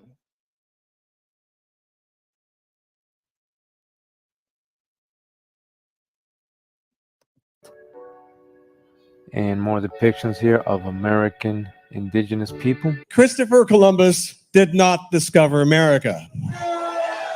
Watch live TV like cable My with bad. YouTube.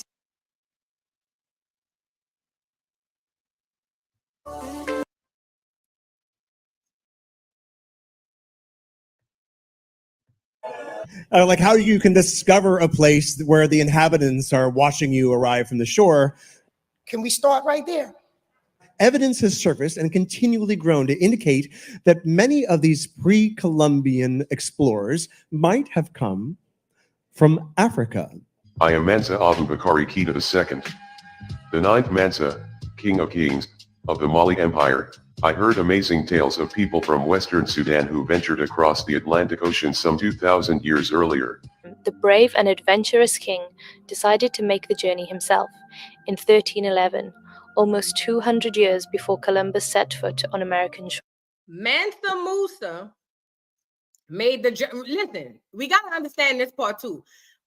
The people were trading in this land long before Columbus got his disease infested ass off the boat. Them people was doing trade and all that shit long before that. We were back and forth to the Caribbean. We were doing all types of shit. All types of shit. Mansa Musa had took the trip 200 years before Columbus got his ugly ass off the ship and landed on what he thought was the West Indies, which is why they named the people Indians. Think about that.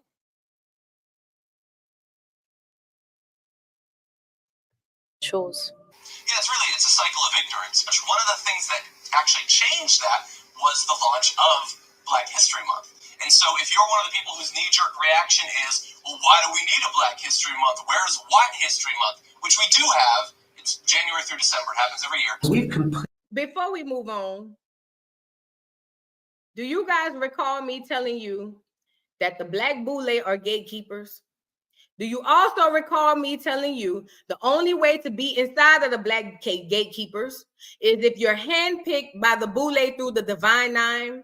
Do you guys also recall me telling you Carter G. Woodson is Omega Psi Phi? That nigga gained it and wield power that I'd never seen a pro nigga do all my life. Ever since, no, I'm lying. The story they gave us about Nat Turner is sound about the same. You know what I'm saying? But listen to me. Carter G. Woodson instituted Black History Month. In my opinion, this is just my opinion. In my opinion, he instituted Black History Month to throw us further off and keep us more confused, and also to keep our brains on us being slaves from Africa. Hence why they would change the name of some of his books from Negro to African American. See, we're gonna look at it as, oh, he's done a good thing. He actually was a Judas. He did not do anything good for us. He didn't. Carter G. Woodson is part of the reason why people believe in slavery to the magnitude that they do now. Had it not been curriculum in the schools, how would we be so fixated on it? Because they taught us this from Leo. Keep that in mind, y'all. Carter G. Woodson, that's your boy. Completely written their culture out, basically, from our development speak, from our history books. The history, the political sophistication, the artistic sophistication, the technological sophistication we need to re-educate ourselves about Africa. Prehistoric skulls were found buried in layers of soil 9 to 12,000 years old.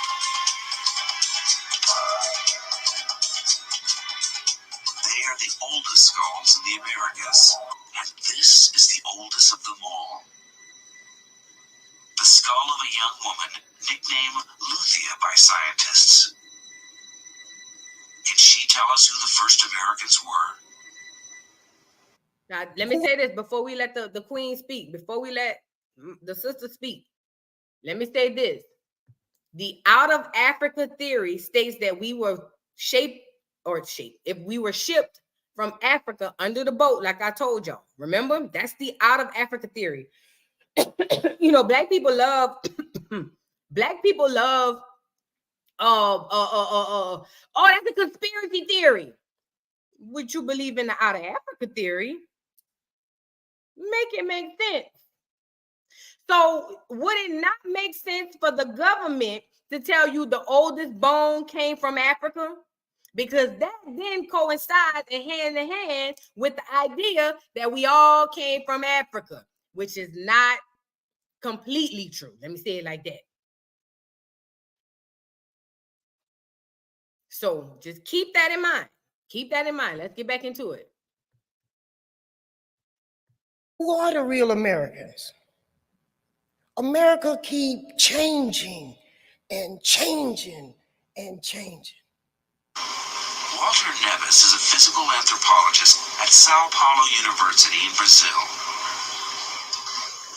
He's been using a standard and reliable archaeological measure, the shape of the skull, to find out what race she belonged to. This is a clear man doing this research to tell us this was a black woman. Girl, you can't make this shit up. But we already trained to believe everything they say anyway. So move on. What happened? He fully expected Luthia to be a Mongoloid, an ancestor of the American Indian. Mind you, these the same folks who thought we were dumber than them and called us monkeys and apes because they said that our skulls were shaped different from theirs. This the same people. But then he fed the measurements into the computer. When we started running the computer and seeing the results, it was amazing because we realized that the statistics, the quantitative analysis we were doing was not showing just people to be Mongoloid. In fact, the analysis was showing just people was anything except Mongoloid. I have a question. The Dawn Aquarius said something interesting, and I'm glad you said that because a lot of black people think this. He says we originated in Africa and migrated around the world. How do we know that to be true? How do we know that to be facts? This is a real question. I'm not being like, I really want to. How do we know that? How do we know that all black people was in one part of this big old world and then all of a sudden we all just started migrating everywhere around? How do we know that? I really, truly want to know, like real life shit, because I know that's one thing that I was taught. It also lends to what happened. I don't want to bring it up in other places. You know what I'm saying? But we only know that because they said Lucy, the oldest skeleton they found, that they said, we didn't find it. They found it. They said that it was in Africa. So now we automatically go around the world thinking that, yeah, we all must have came from Africa because they found the oldest bones down in Africa. Question everything. Question everything. Question everything. That's all I'm asking. Just question it. Don't just believe it. Question everything I'm saying. Just question it.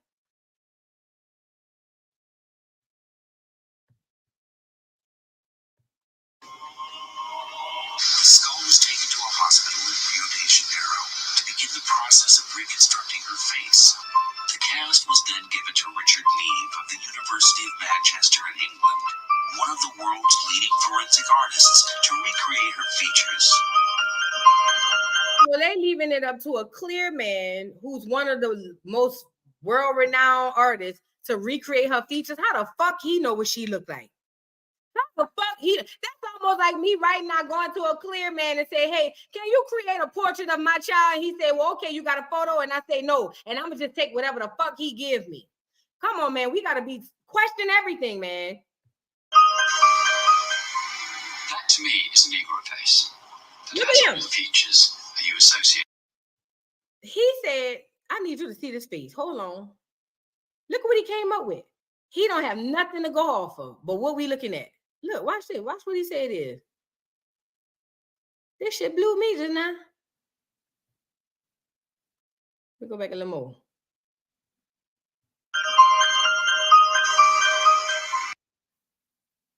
He said that to me is a Negro face.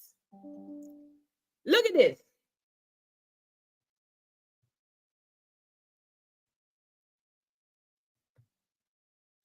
All this man did was let his imagination give him the high cheekbones, give him the full lips. But he even in his artistry made the nose narrow. Come on now. That's what I'm trying to tell y'all. They didn't take it to nobody black. They took it to a clear man and said, hey, here go the oldest bones we done found. Can you make this face? And he said, yeah. No picture, no nothing. And this what he came up with? Let me make it bigger so y'all can see. This is what he came up with.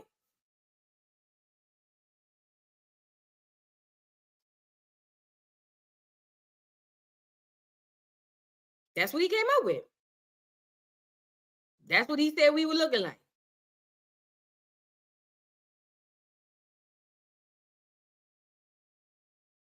Girl, this is a shame. We got to be stronger than this, y'all. As a people, we have to be stronger than this. That to me is a Negro face that has all the features that you associate with a Negroid. He said they got all the features to associate with a Negroid. Peep this. That right there is what they're going to put in history books. And that's what they're going to teach our kids and their kids and their kids and their kids. Uh-huh. The first reaction was not to believe in it.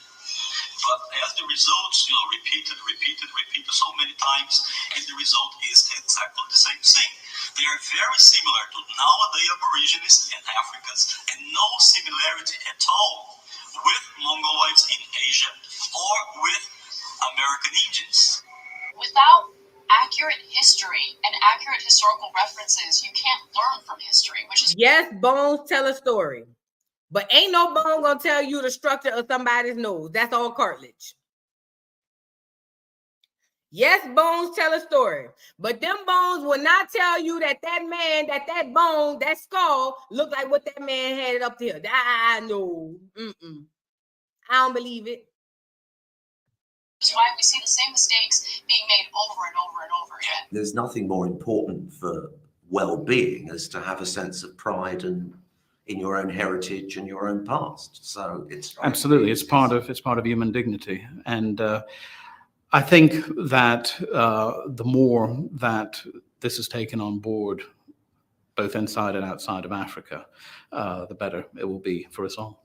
Because however much America strays away from the ideals of justice, the goal of America is freedom. Used and scorned though we may be, our destiny is tied up in the destiny of America. Hey, before you watch this... It's over anyway. Listen. And we about to get into Brother Malcolm. Let me say this, y'all. We are inherently dependent upon them to tell us who we are. If you have somebody in your family older, please just go have a conversation. They can't tell you who he is. You can't spit in no tube and send it off and they're going to come back and tell you 60% Nigerian, 20% Ghana, 5% Native American, and 2% European. That shit is false. That shit is trash. It don't work. It's a bunch of bullshit. Who the fuck they testing that shit against? You have, like I said when I used the thing before, if I told a clear man who never seen my child before, can you draw a photo of my child? And he said, well, okay, oh, you got a photo? I say no. And he just come back with the photo. He probably won't be able to draw my child. The man made the nose on the thing narrow as fuck. And that's what's going to go in the history books. Because he's a world-renowned artist. Of course he is. He's one of them. They look out for each other, as we should, but we don't.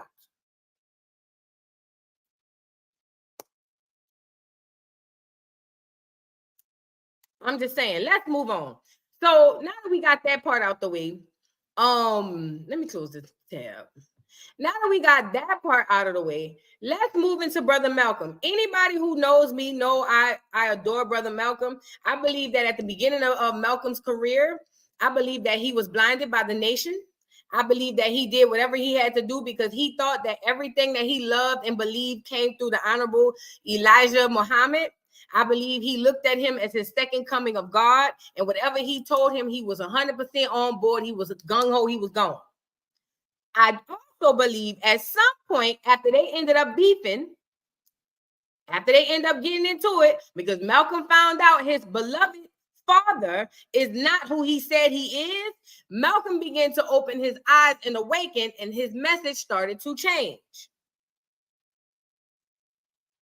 Okay, now that's what I believe about Malcolm. I believe he started out, even when he was under the Elijah Muhammad spell, he still used to be spitting. Because remember, that's when him and MLK was beefing. But even under the spell, he was spitting some real nigga shit.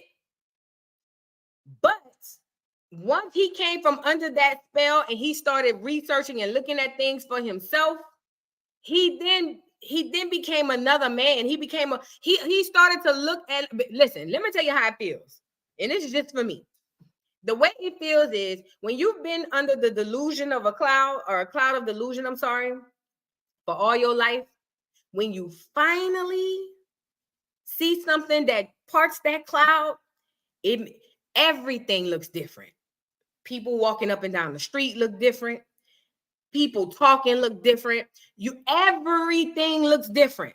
That's what makes people turn into what society calls conspiracy theories. Oh, here she go with that fuck ass shit. There she go with that shit again. Don't start her. Don't start. That's because you start when most people are comfortable in just confusion. Keep that in mind. So Brother Malcolm, let me see which one I'm gonna play first.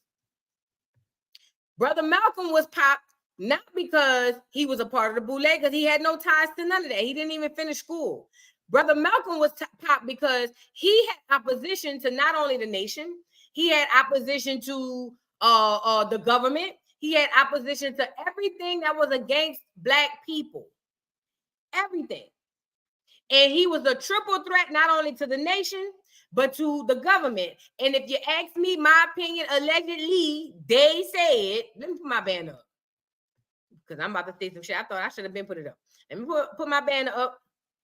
Allegedly, the Nation of Islam has been and always will be and is still in bed with the government. That's what I think. Allegedly, that's what I think. All right. Let's go get this C-SPAN interview. So Malcolm X did an interview with C-SPAN, right? And in this C-SPAN interview, let me scroll down. Let me get the timestamp. 7:55.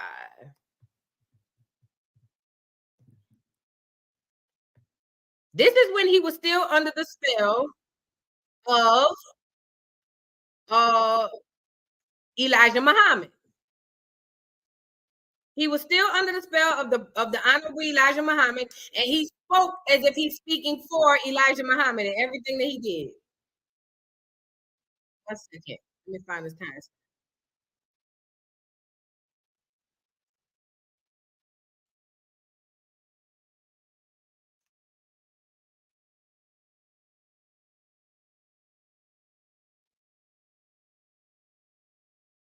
Let me say this. So in this interview, Malcolm X is being interviewed by a Black man, so-called, and a clear man.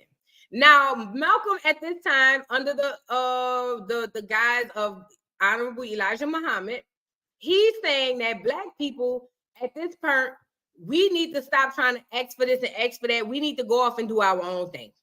That's what he was saying. So they were saying, well, if you feel like that, then you feel like Marcus Garvey then, right? Like we should just all go back to Africa. He said, no, what I'm saying is we don't have to go back to Africa, because remember, this is around the time he was he said, but if we were slaved here, brought over here on ships, why shouldn't we have our own parcels of land here? Why do we have, you know what I mean? Like it just didn't make sense. And they were going back and forth about this. Peep this. Let me go get it so y'all can see it. Oh gosh, let me go get it so you guys can see it.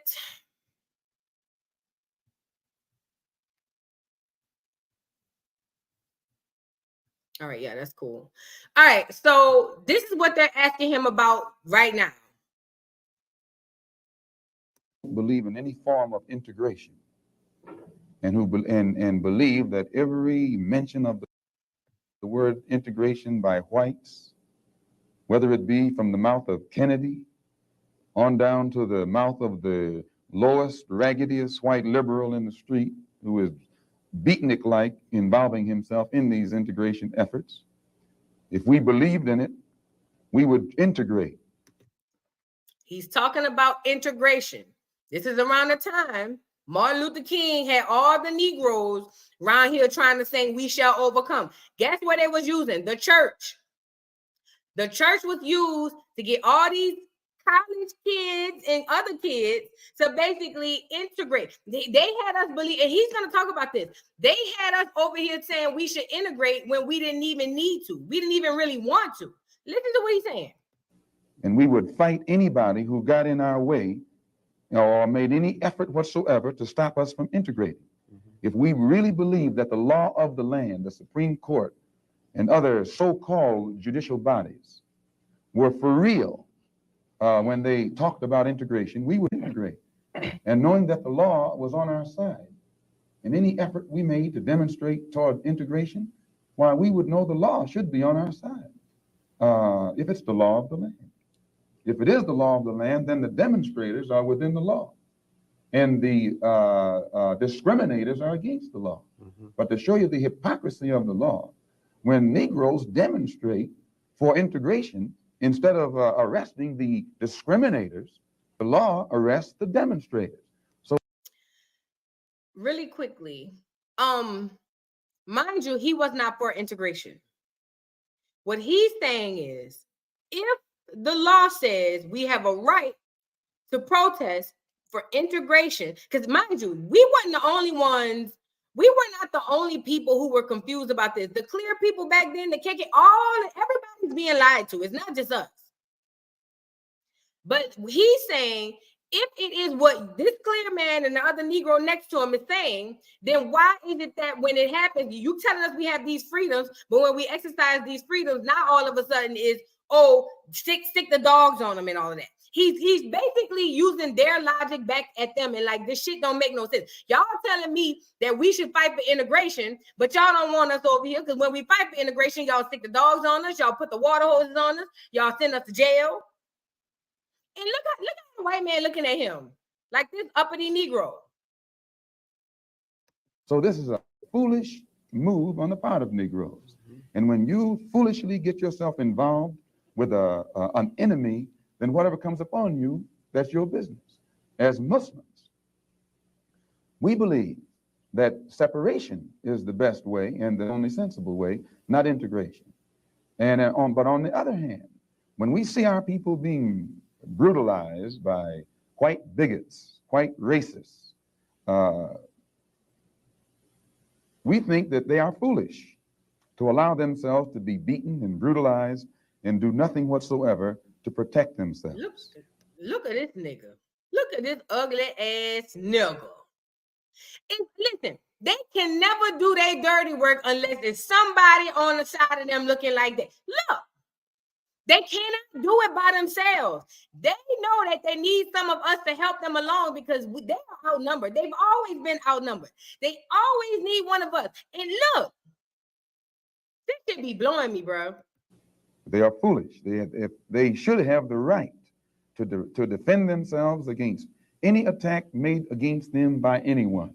If a dog is biting a black man, the black man should kill the dog. Whether the dog is a police dog, a hound dog, or any kind of dog. If a dog is sick on a black man, when that black man is doing nothing but trying to take advantage of what the government says is supposed to be his, then that black man should kill that dog or any two-legged dog who sicks the dog on it. Should other black men help that particular person who was attacked?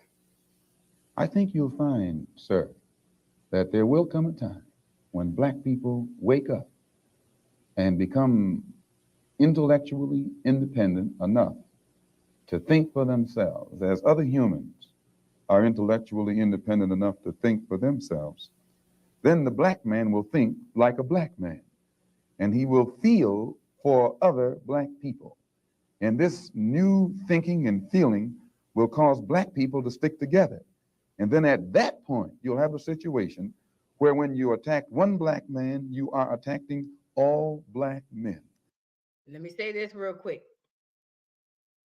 Let me say this really quickly.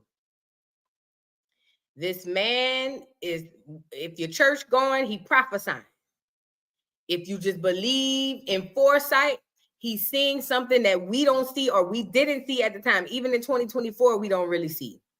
What he's saying is, they're going right now, we all discombobulated, we all fucked up. But there will be a time where if you look, the Alabama Riverboat Day, that's one of them. Yeah. He's saying there will be a time where if you fuck with one of us, all of us pulling up. You see what I'm saying?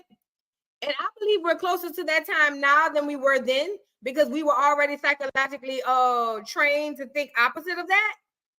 What's in my eyes? But he's foreseeing something that I believe is going to come to pass. Hey Jasmine, how you doing? Checking in from Twitch. Hey my love. We getting there, right? All right, Destiny, we getting there. We getting there. And this type of black thinking will cause all black people to stick together. And this type of thinking also will bring an end to the brutality inflicted upon black people by white people. And it is the only thing that will bring an end to it. No federal court, state court, or city court will bring an end to it. It's something that the black man has to bring an end to himself. Minister Malcolm. Really quickly, before we move on, I got something in my eye. Listen, before we move on, what he's saying is, you see how everybody keep going down to the government to ask for reparations? No shade. I think, if that's what you feel like doing, keep doing it. What he's saying is, when we do finally get to that space where we're done and we're tired, we're not going to get it through no government. This is what he's saying. We're not going to get it through no government. There's not going to be a government that we go to and say, hey, give us reparations. And they say, okay, we'll give you reparations. It's not going to happen like that. Thank you, Shorty. Shorty real got it right real quick. It's all, to sum it all up, we have to save ourselves. That's it. Thank you, Shorty. All of that going to these folks saying, give us reparations, you owe us. It's almost like, you know how you loan money to the one person in the family, don't never pay nobody back? Go back to that person and say, you got that $20 you owe me, and they be like, I don't have it. You be like, I'm going to threaten you, and they still going to be like, but I don't have it. That's basically what the government is doing to us. I don't got it. Oh, you don't got it? Yeah, I don't got it. Then the migrants move in and they give them how much? Oh, all right. Yeah, sound about right. They got it. They just don't got it to give to you. Let me, on the basis of your two remarks, ask a double-pronged question. One, is it then your assertion that the laws with respect to how Negroes are supposed to have equal opportunity and equal rights in this country are not meaningful or believed by whites? And secondly, what is your opinion and attitude toward the civil rights movement in general, and particularly the Reverend Martin Luther King and his philosophy of nonviolent direct action? If the white people really passed meaningful laws, it would not be necessary to pass any more laws. Somebody said Snoop Dogg too. Snoop Dogg is a puppet. Jan the artist, he's a puppet. He's doing what he has to do to keep them. See, the incentive for him is money in his pocket while he misguides and misleads the whole doggone generation. And then some. That's how you do. Yep, darling Nikki, but sending billions to Ukraine. Not only sending billions to Ukraine, they also around here giving all of the schools. They say in New York, if you're from New York, tap in. Didn't they say y'all children got a homeschool so they can house the migrants? We getting on that right after this. Hold on. I got one more video to show y'all, then we getting on it. And that's going to close us out. There are already enough laws on the law books to protect an American citizen. You only need additional laws when you're dealing with someone who's not regarded as an American citizen. But whites are so hypocritical. They don't want to admit that this black man is not a citizen. So they classify him as a second-class citizen to get around making him a real citizen. If he was a real citizen, you'd need no more laws. You'd need no civil rights legislation. Civil rights, when you have civil rights, you have citizenship. Look at this nigga. He telling him, in layman's terms, nigga, while you around here saying you a second-class citizen, you ain't shit. Because while you sitting over there next to the clear boy, acting like you all high and mighty since you got your fucking degrees and shit, since you got your degrees and you know every fucking thing, what he's telling him is, yo, if we were so-called second-class citizens or we were citizens at all, why the fuck will we need a civil rights movement altogether? It don't make sense. Nigga, you talking out the side of your neck. See, I'm gonna tell him what Malcolm couldn't say because he was real intellectual. Nigga, you sound stupid. You sitting up here telling us we need to do the civil rights thing, but nigga, if we were citizens, we wouldn't have to do the civil rights thing. It doesn't even make sense what you're saying. But mind you, they were indoctrinated and they were part of the agenda to further indoctrinate the people. You see what I'm saying? After them. It's just ridiculous, bro. And it's always a nigga. Always. It's automatic. White people don't need laws to protect their citizenship because they're citizens. But they don't want to tell us we're not citizens. And at the same time, they don't want to pass laws that are meaningful enough to protect us as if we were citizens. And the Supreme Court desegregation decision is the best example I know. That's a law from the Supreme Court. 10 years have gone by. No desegregated schools. It hasn't been implemented beyond, I think, 9% in 10 years. So this just shows you the hypocrisy of the American white man. They talk out of both sides of their mouth. And for this reason, we who are Muslims, that is, who believe in the religion of Islam, who believe in God, we don't believe that black people will ever get any laws, get any problem with laws being passed or new persons being put in office, white liberals being put in office. There is nothing that the white man will ever do to bring about true, sincere citizenship or civil rights recognition for black people in this country. Nothing will they ever do. They will always talk it, but they won't practice it. Let me pause him here. This was very, very important. Let me go get the video. This is before the March on Washington and all of that. What Malcolm said was, no matter what they say, it will never be what they do. Hold on. Let's go get my Mike up here. Let's get Mike up here.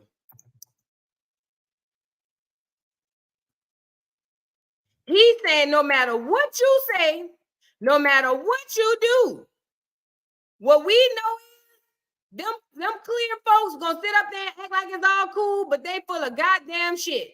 Let me go get it. Wait, I'm gonna let the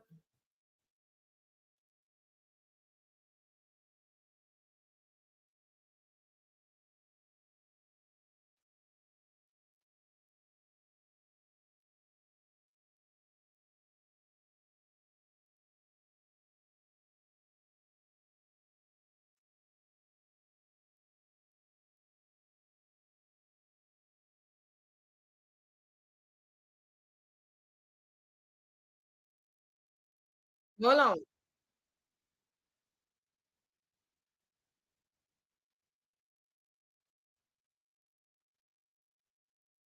Let me go back. I want to show y'all this interview with Mike, where he's over there talking and telling NBC the clear people was all cool marching with us when we wanted just to sit at the lunch counter. But when it was time, and I'm going to replay what Malcolm said, but when it was time for us to go back and get our economic rights, them helpers and people was out of here. They ain't want no parts. Peep this. Hold on. Let me go get it.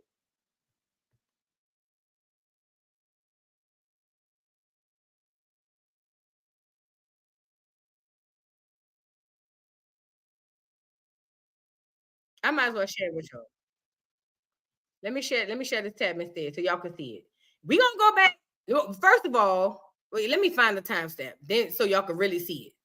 Let me peep this. Now, this is his interview with NBC where he's saying, yeah, they was cool when they wanted the doggone sing "We Shall Overcome." But when I say let's go get economic rights, all the clear people who wanted to be over there acting like they was cool with me and they cared and they loved me, them motherfuckers was nowhere to be found. Peep this. Jim Clark, Bull Connor, cattle prods, police dogs. But in the North, you don't have those visible villains. Isn't it hard to get your people aroused and directed at something that isn't visible? Well, that's exactly right. And this is what I was saying when I said it's harder to see a target. In the South, in the nonviolent movement, we were aided always, on the whole, by the brutality of our opponent. It isn't the same way in the North. The other thing is that you don't have legal segregation in the North as you do in the South. So it is much more Negroes in the North can be motivated, just segregated in the North today than they were in many instances, and they're often rat-infested, vermin-filled slums. You talking about North? And I think they see all of these things, and more they're 1 coming second, to y'all. see I'm them. gonna find it. Because before, the people of the North were looking to the South, and they supported the struggles of the South. Now they're coming to see that their problems are very real, and they've got organized to grapple with them. The whole question of racial equality. I think the best example is that many of the senators from the North and the West, and congressmen generally, who voted for civil rights legislation Hold on, that's the part. Hold on, Mike. The best example is Hold on, Mike. the whole question of Mike. Hold on, Mike. Let's listen to what Malcolm said. This brother, listen, Malcolm was a fucking prophet. I'm telling you. The nigga knew what the fuck he was talking about. And I don't even want to call him a nigga because I feel like that's disrespectful for who he is and who the fuck he was and what he was doing. Let's get him up here. Get Malcolm back up here. Watch what Malcolm said. Watch what Malcolm said. People Malcolm said, shut his tail. Believe that black people will ever get any laws, get any problem with law. 10 years have gone by. No desegregated schools. It hasn't been implemented beyond, I think, 9% in 10 years. So this just shows you the hypocrisy of the American white man. They talk out of both sides of their mouth. And for this reason, we who are Muslims, that is, who believe in the religion of Islam, who believe in God, we don't believe that black people will ever get any laws, get any problem with laws being passed or new persons being put in office, white liberals being put in office. There is nothing that the white man will ever do to bring about true, sincere citizenship or civil rights recognition for black people in this country. Nothing will they ever do. They will always talk it, but they won't practice it. And with the Supreme Court, if the NAACP can tell me that they want a desegregation decision for me 10 years ago, but yet the schools haven't been desegregated, as I say, this is a victory with no victory. Pause.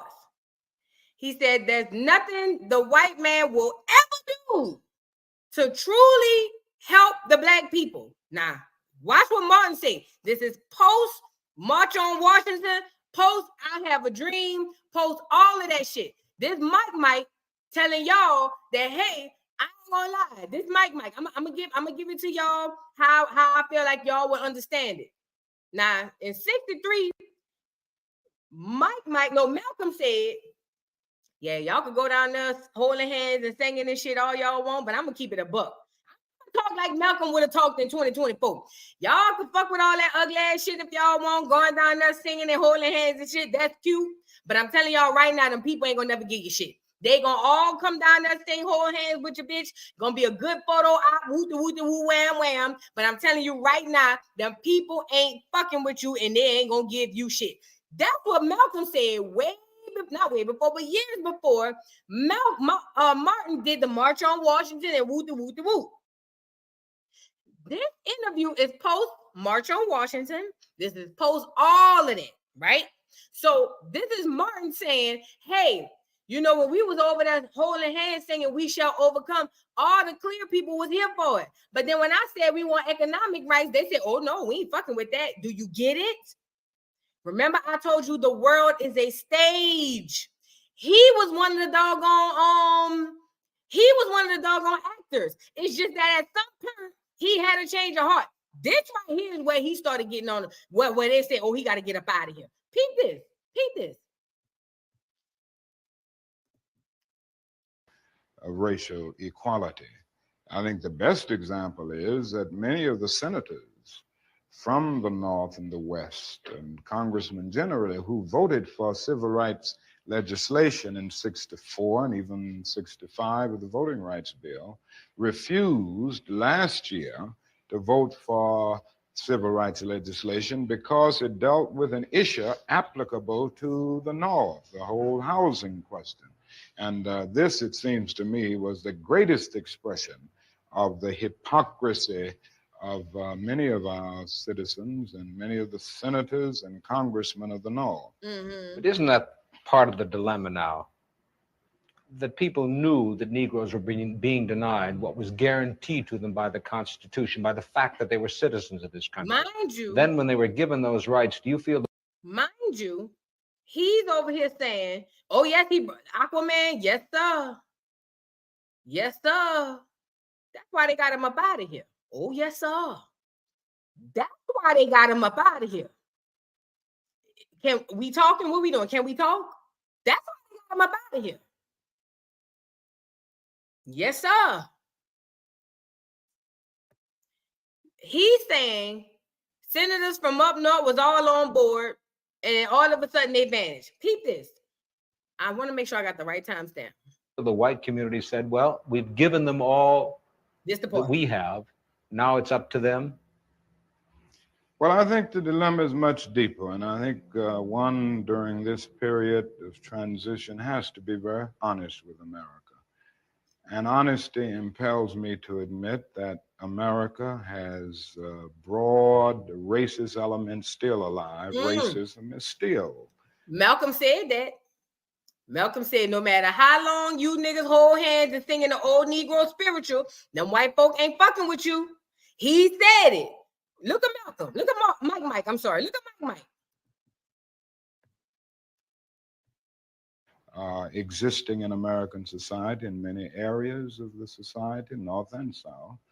And the other thing is that there has never been a single, solid, determined commitment of large segments of white America on the whole question of racial equality. I think we have to see that vacillation has always existed, ambivalence has always existed, and this to me is the so-called white backlash. It's merely a new name for an old phenomenon. I see the white backlash as a continuation of the same ambivalence and vacillation of white America on the whole question of racial justice that has existed since the founding of our nation. I think the other thing that we must see at this time is that many of the people who supported us in Selma, in Birmingham, were really... Wait, I'm only pausing because I know YouTube tell me I need to pause it every so often. This is the part right here. Listen.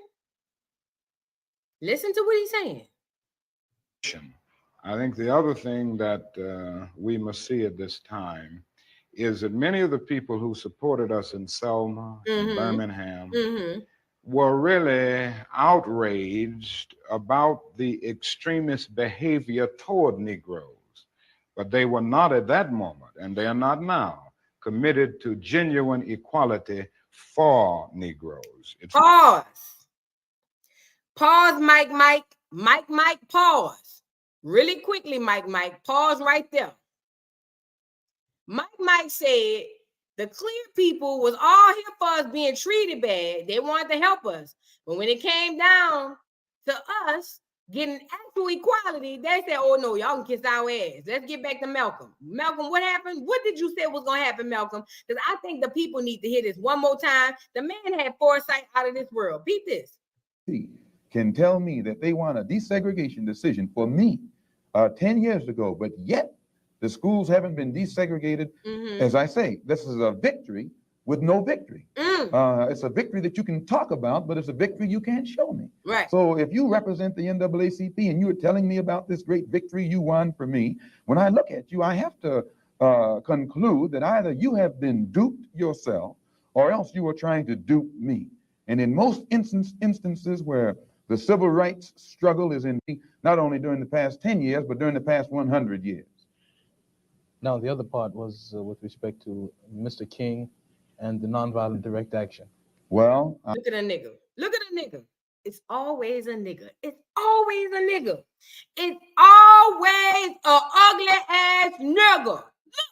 Oh, well, what do you think about Martin Luther King, Brother Malcolm? What do you think about MLK? I will let Jimmy Baldwin and John Killens and Lou Lomax, the writers, answer that. Speaking right after this church was bombed in Birmingham, Christian church was bombed in Birmingham by Christians too, mind you. And these 4 little girls were murdered. John Killens and James Baldwin and Lomax and the Negro cell, or else you were trying to dupe me. And in most instances where see of the American white man, they talk out of both sides of their mouth.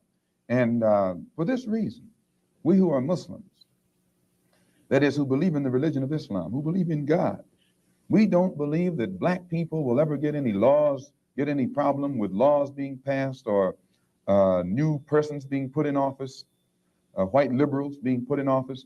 There is nothing that the white man will ever do to bring about true, sincere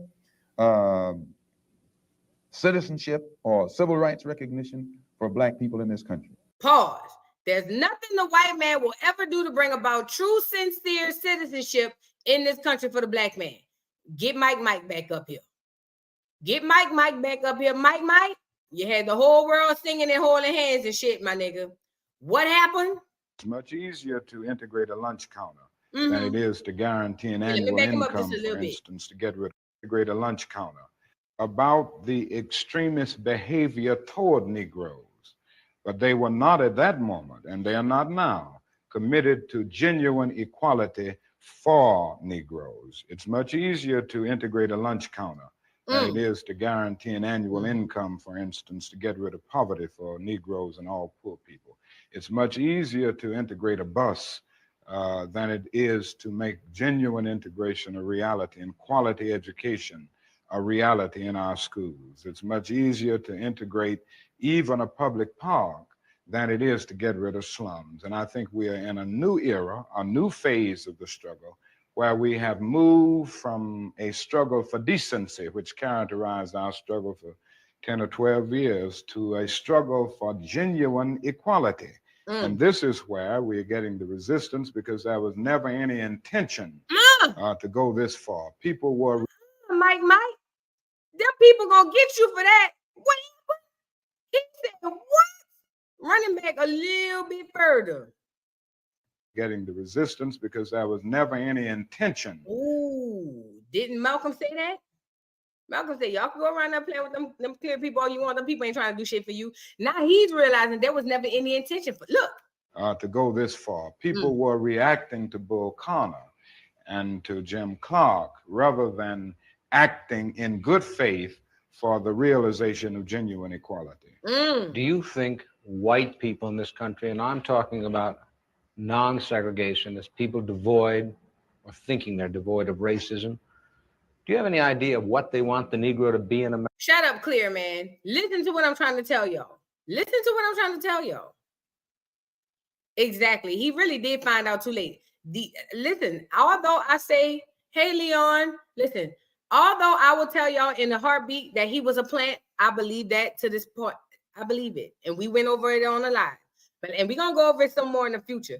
Let me ask y'all, let me say this though. The only reason I would sympathize or give Martin Luther King, Mike, a pass is because Mike, at the end of it, just like a light bulb went off in Malcolm's head, it went off in Mike head too.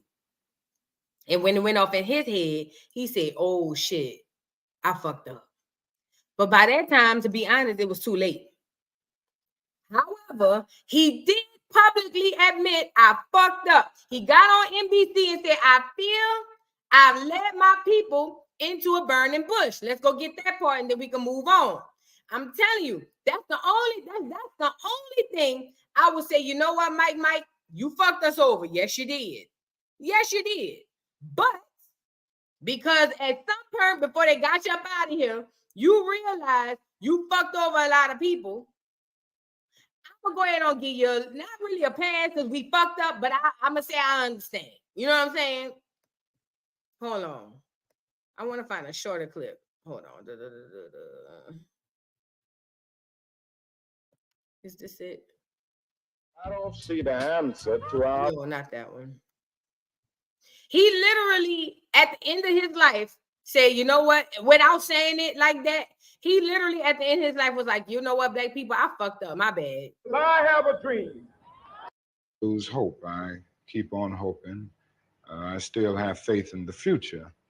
But I've had to analyze many things over the last few years, and I would say over the last few months.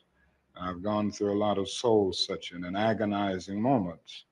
And I've come to see that we have many more difficult days ahead, and some of the old optimism was a little superficial, and now it must be tempered with a solid. Pause. You know what he's talking about when he said the old optimism, right? Y'all know what he's talking about, right? The old optimism, what he's saying is that old optimism of we gonna have a good future, we shall overcome, that shit need to go die down because that shit ain't really real for real. Solid realism. And I think the realistic fact is that we still have a long, long way to go, and that we are involved in a war that can poison the very soul of our nation. With the war in Vietnam, to deal with these problems. When a nation becomes obsessed with its social perspective, really arouse the conscience during a time of thins the forces of reaction.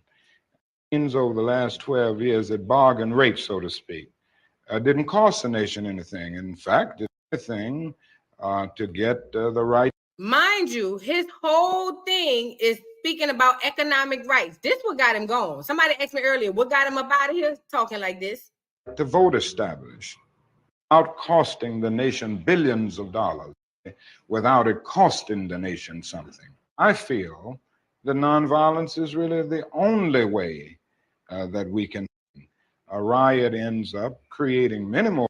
You can, through violence, burn down a building, but you can't establish justice. You can murder, and to get rid of is hate and injustice.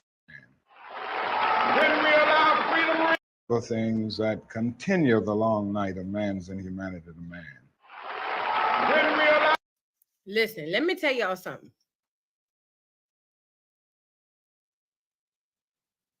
Let me tell y'all something. This man was a part of the propaganda and a part of the program. That's who he was. That's what he did.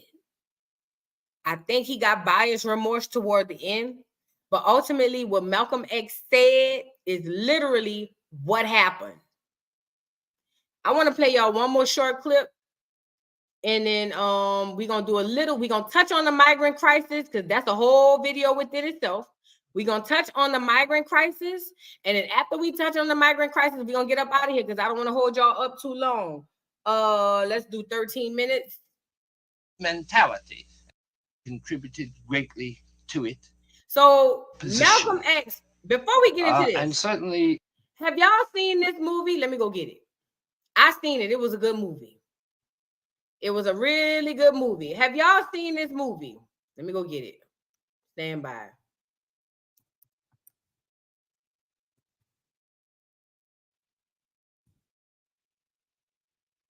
What's his name? Oh.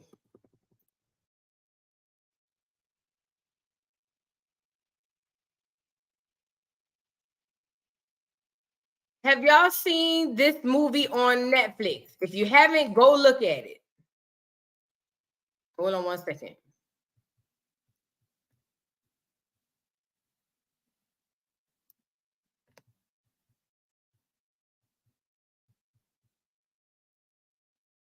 Is this a photo? Let me see. Let me just show you what you call them. Hold on. So there's this movie on Netflix called Rustin. If you've seen it, then you know exactly what I'm talking about. If you haven't seen it, go check it out. You know what I'm saying? Rustin. Yes, Belinda. Yes. Rustin. Bayard Rustin. Apparently, he was a gay black man who helped to orchestrate the March on Washington. There's a movie on Netflix. Please, if y'all can, go check it out. It's actually really good. It talks about how they was threatening Martin, telling Martin, nigga, if you don't do what we say, talking about the NAACP, we will literally go out and tell everybody that you like them clear women and you like swimming in whole milk. Okay? That was one of the parts I got from that. But look at Rustin. Malcolm X debated Rustin. Malcolm X had a whole debate with Rustin. And I want you guys to see this debate. It's 2 parts of this debate I want y'all to see. 2 parts. Hold on. We'll close that. Where's my tab? Close that. We don't need Coretta. Get Coretta off of here. Is it here? All right, let's go get. Oh no, I think I already had it open. Yes, let's go get Bayard Rustin. Bayard. I'm sorry. Yeah, no, Bayard Rustin. I said it right. He had a debate with Malcolm X, and this is what some of it was. Let me share this tab. Peep this. Look what Malcolm X had to say. And set up somewhere in Africa a state in which men are free. Mind you, it's a bunch of black people. It's a whole bunch of black people debating him on if you say we need to desegregate, then should we go back to Africa? Instead of, listen, it's just frustrating. Go ahead. To follow a particular religious ideal, because it seems to me ultimately this is where you have to come out. I don't see how this escapes as being the logic of your position. You say that perhaps a state will be set up here, but on the other hand, your attitude is if you're not wanted, then you don't want to be where you're not wanted. So why isn't the logic of your position to go to the heart of the matter and take the Garvey position and urge Negroes to return to Africa? Well, Mr. Rustin, number one, when you speak of us striving here to become full-fledged citizens, or as they say, first-class citizens, number one, most of the Negro leaders, or so-called Negro leaders. No name, that voice you heard before him, I think that's a mediator, but he's having a debate with Bayard Rustin from the movie on Netflix. They have gotten the Negro masses to think in terms of second-class citizenship, which there is no such thing. We who follow the Honorable Elijah Muhammad look upon a man as either a citizen or he's not a citizen. He's not a citizen by degrees. He's a citizen or he's not a citizen. And as long as the black man in America is not recognized as a first-class citizen, we don't feel that we are citizens at all. No other people in America are placed in a second-class citizenship category. People can come here from Hungary, which is a communist country, and this is going to lead us right into the migrant crisis. Listen to me and listen to me good. Malcolm is over here saying, y'all saying we second-class citizens, but the gag is we ain't citizens at all. Because how in the fuck, if we second-class citizens, they letting all these immigrants, illegal immigrants, migrants, if that's what you want to call them, they letting all of them people in and they giving them all of our resources. They say ain't nothing new under the sun. Let me start there first. They say nothing is new under the sun. He's telling him, y'all telling everybody we second-class citizens, but it turns out we really ain't citizens at all. And we're going to dive deeper into that too. He said, because if we were, why is it that all these people coming from everywhere else getting everything and we don't get shit? People. As citizens, we don't feel that we are citizens at all. No other people in America are placed in a second-class citizenship category. People can come here from Hungary, which is a communist country, and be incorporated or integrated into the American way of life overnight. They don't have to come in as third class, second class, or some other kind of class citizen. The only man that's placed in this category is this so-called Negro who has sat around and begged the white man to accept him as an integral part of his particular political setup and whatnot. Now, we feel that if after 100 years since Lincoln issued the so-called Emancipation Proclamation, if the black man here is still not recognized as a first-class citizen, which means free, then we don't feel that what Lincoln did actually set the so-called Negro free in the first place. It was never about setting us free. Let me say that again. The Emancipation Proclamation was never about setting Black people free. It was about taxes, income, getting everybody under one government to where now this is why you pay taxes and you do taxes at the end of the year. It just so happened in order for that to be done, to get inside of the people from the South, Black and white alike, they said, okay, since they want to band together, you know how like Florida is sending troops over to Texas to help them with their borders? Okay, how do we hurt them? They pockets. Free the slaves. Fuck it. Free the slaves. Offer them freedom to come fight with us. And if we win, let them know they will never be a slave again.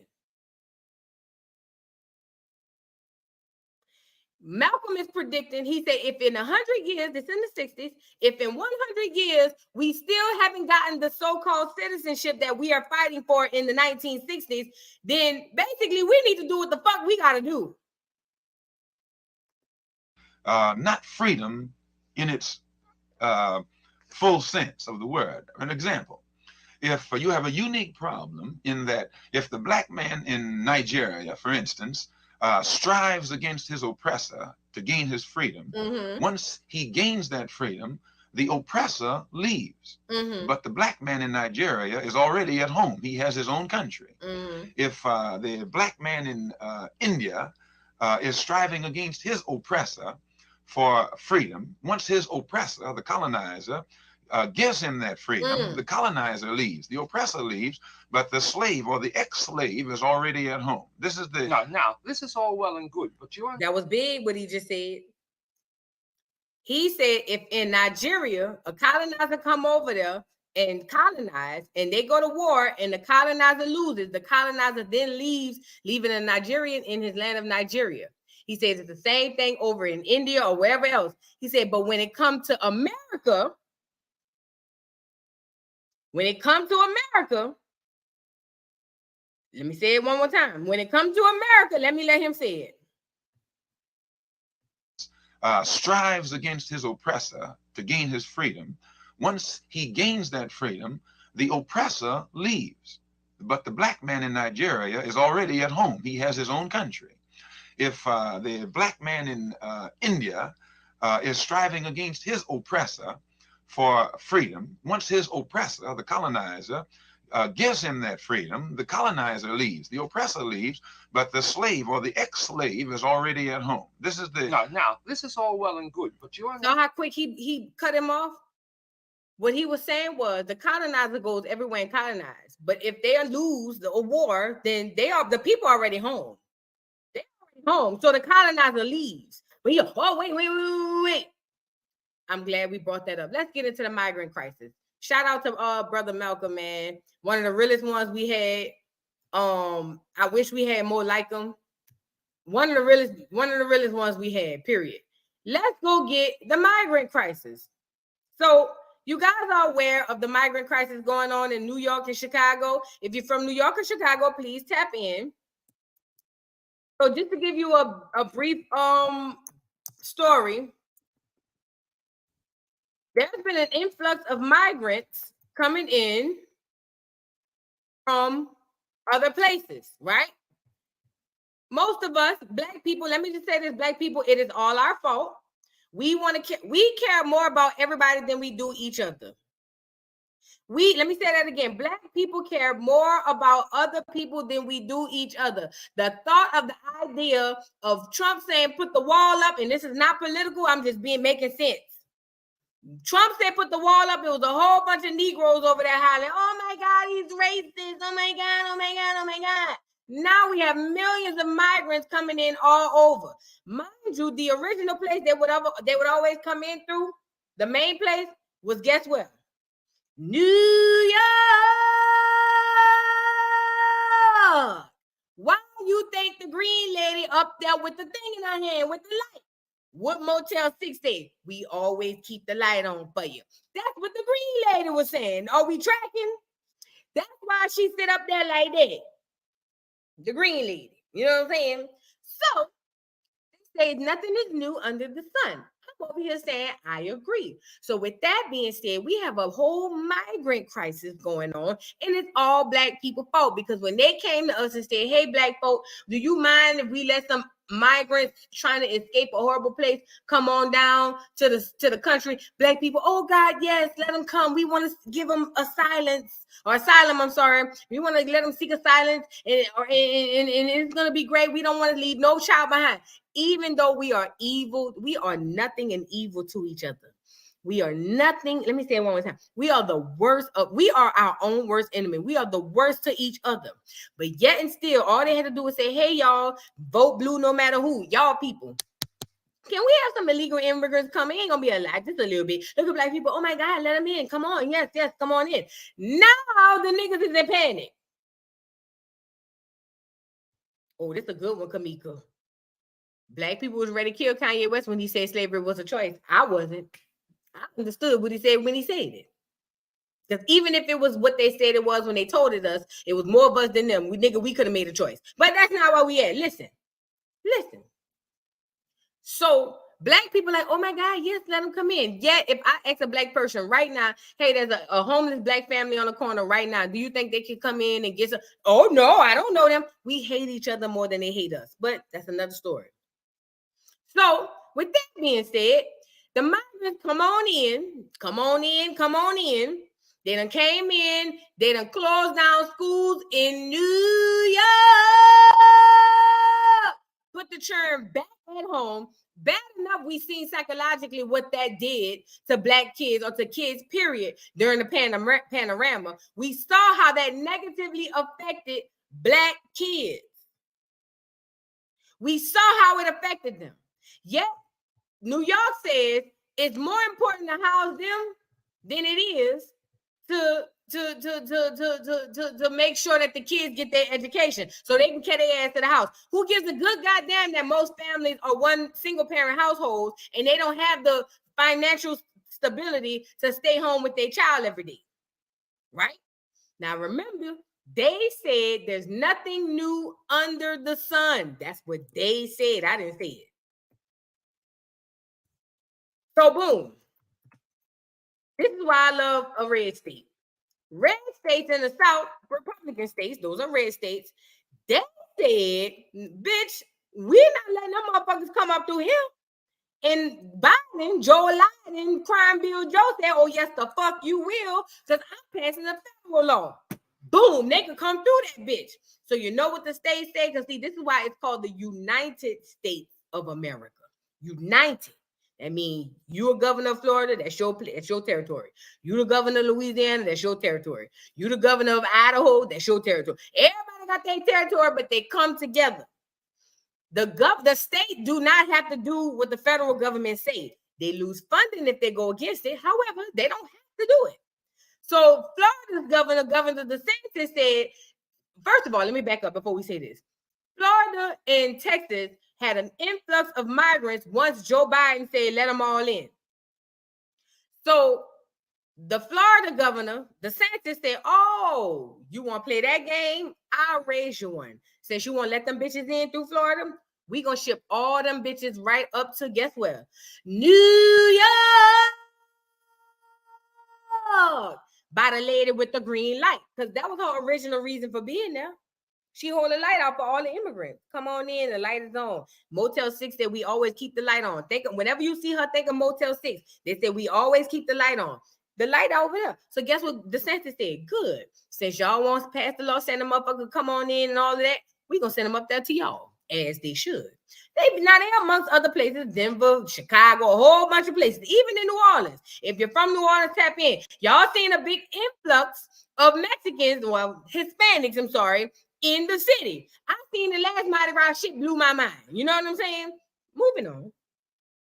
So, Florida and Texas has been standing in solidarity saying, while y'all playing, Bitch, we about that shit. We got National Guard. We don't need a federal military, but we got National Guards and we're going to protect our shit. So when Texas get this influx of immigrants coming in, they fighting for their border. Florida governor said, oh, we got your back, bruh. We going to send a couple of people in there, wooty, wooty, wham, wham, in case you need a little something or whatever. Ron DeSantis got up there and said, which is the governor of Florida, if Texas need anything, we already standing with them because we already feel like we not allowing all these motherfuckers in. It costs us too much money. A lot of them are, not all of them, but a lot of them are criminals. We don't know who the fuck we letting through the borders. Since the federal government wants to say let them on in, we say fuck it. Why does this matter? They say nothing is new under the sun. That means history repeats itself, which also means that what we're going through now happened in the past. We've already looked at the slave ship and we saw that there was no possible way coming through the Atlantic Ocean that we all came off no goddamn slave ship. It's not physically possible. Scientifically, it's not possible. So now that I've established, because maybe you haven't, I've established that there were Black people here, which I know is my ancestors. They were here. What happens now, or what's happening now has happened then. They put the Lady Liberty up, the green lady with the light. All the immigrants came up. That's why New York is a big immigrant state. If you're from New York, tap in. Don't y'all got like 11 cultures up there? Jamaican, Puerto Rican, African. They got so much culture in doggone Jamaica and Florida. But we talking about New York though. They got so much culture up there in New York because that was the hub for the immigrants. Boom. Green lady up with the light. The Santa said, oh, since y'all won't play good, we're going to send them up by the green lady with the light. Fuck all y'all. You know what I'm saying? There's nothing new under the sun. Look at what's going on now. Let's get it. And we're going to leave this cliffhanger here and we're going to come back for it another time. Maybe next week. We'll come back for it another time. Let's leave this cliffhanger here. Hold on.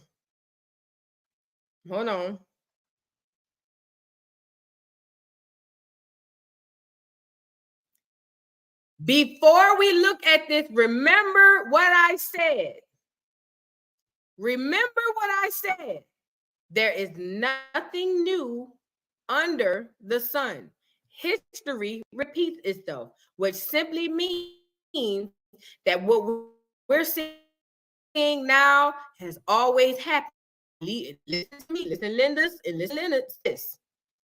Look at how they doing niggas. Look at how they doing Black people in these places. So much so that these people, the government and all of that, say fuck all that. Black people are getting the short end of the stick. But watch how Ron DeSantis does what he do. Peep this. The situation at the southern border is showing no signs of easing up. Now, the state of Florida is stepping up to help stem the flow of migrants into the United States. And that involves sending hundreds of Florida troops to Texas.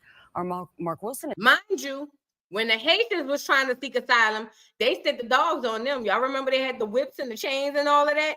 But the clear, because y'all think that, see, a lot of people think they got a Black and brown coalition, so I get it.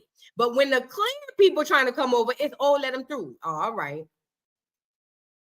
Is here now to explain. So Mark, bring us up to speed. Well, it's not the first time he sent folks to Texas. Keep that in mind. Governor DeSantis said today that he's deploying members of the Florida State Guard and the Florida National Guard both to Texas. And the plan now is to help them assist Texas officials to try to get a better handle on the spike in undocumented immigrants right now that are crossing the U.S.-Mexico border. And this, of course, comes as the state of Texas continues to butt heads with the federal government.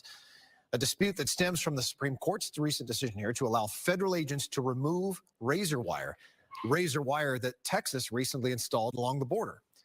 Are y'all tracking that?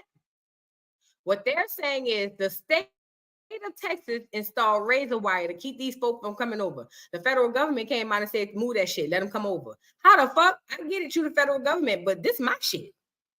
It's like living in the HOA. Yeah, y'all got power, but nigga, at the end of the day, this is my shit. It's a lot of shit you gotta go through to make me do some shit you want me to do. Governor DeSantis argues that the states have the right to defend their borders, regardless of what the federal government does, which is why he is sending Florida troops to Texas. And he says specifically sending the State Guard along with the National Guard because he said that's necessary for sovereignty.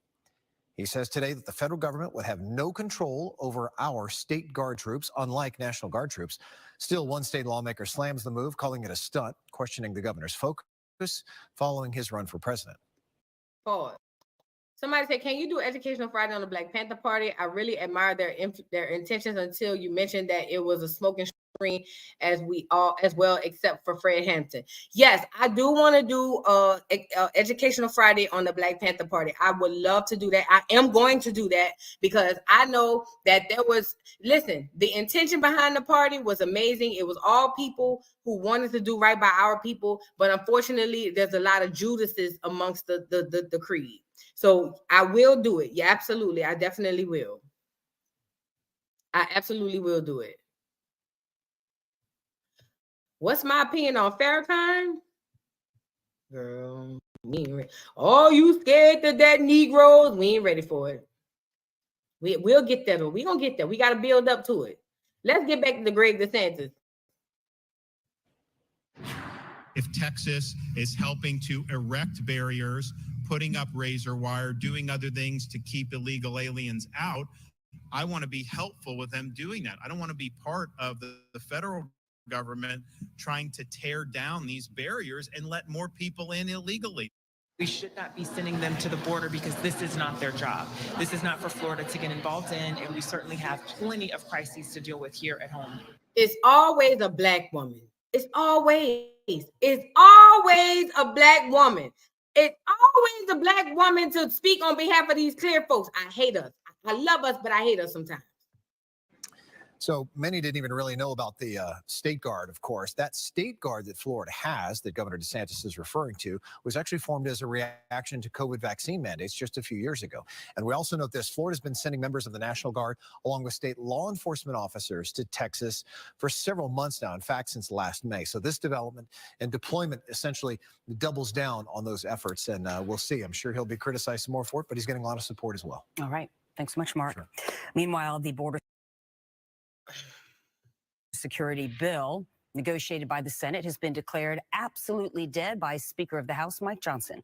The White House and a bipartisan group of senators have been working on the legislation for weeks and hope to officially unveil something as early as this week. But let me say this, and we're going to end it here because I feel like it's a lot of stuff we went over, and I don't want to oversaturate you guys. It's been 3 hours. Let me say this, you guys.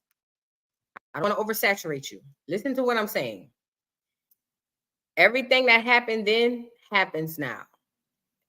Old shit become new shit. The future is the past is the future. Woo-de, woo-de, woo-de, woo.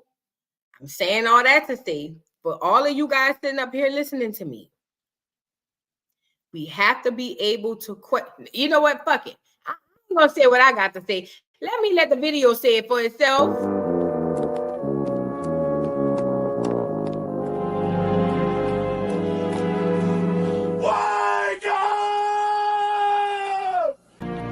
Please, wake up.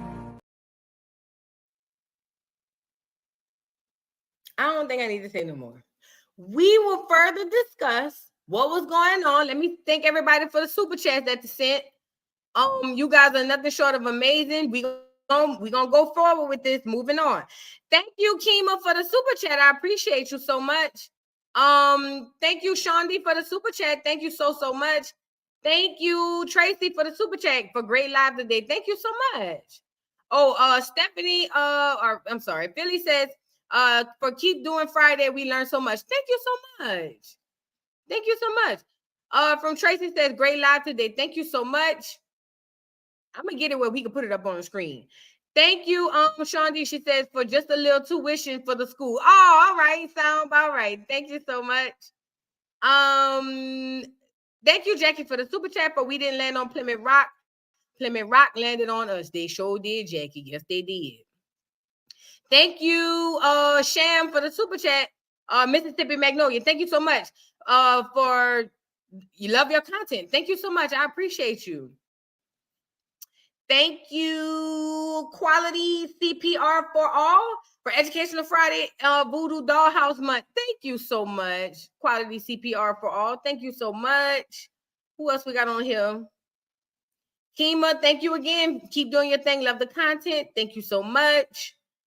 Thank you, Latrice, for the super chat for the channel fat. Aw, thank you. Who else on here? Thank you, Ebony, for the super chat. For appreciate you. I appreciate you guys so much. And then Jan the artist, thank you so much for the super chat. For love you, sis. Oh, love you too, my love. Thank you. Y'all are really showing love. Thank you, CLV Grace, for the super chat. I appreciate you. Thank you, Nanny, for the for my ties for Educational Friday. Thank you for the generous super chat. I really, really appreciate you, Nanny. Thank you so much, Lynette. Thank you so much. S. Simone, S. Hudson, thank you so much for the super chat. You guys, I appreciate everybody who sent me a super chat. Y'all don't have this to do, and y'all did. I really appreciate everybody for being here for Educational Friday. We're going to leave the migrant crisis on this cliffhanger. We're not going to discuss politics because I don't do politics-ish. But what we will discuss is how this plays up what happened in the past and how it plays a part with what happens in the future, okay? I appreciate it, everybody. When will you be back monetized? I'm working on it behind the scenes on that. I will definitely let everybody know when I'm back monetized. I'm gonna be happy. Trust me, I'm gonna be happy. Do you hear me? But I really appreciate everybody being here. I love you guys so much. Y'all are nothing but the best. I guess I'll play the new intro again since y'all like it so much. But we ain't gonna joke in and joke out on it. We gonna joke in, but we gonna joke out on something else. But for now, I'll go ahead and play the new intro for y'all. I hope you guys enjoyed this Educational Friday. Do me one favor. Keep your mind open. Keep your brains open and your thinking caps on. And also do right by people, help other people, and love each other. Okay? Long. New intro coming out. I love you guys. And I will see y'all tomorrow. I'll go live and talk about some of the trending topics. Love y'all. Good night.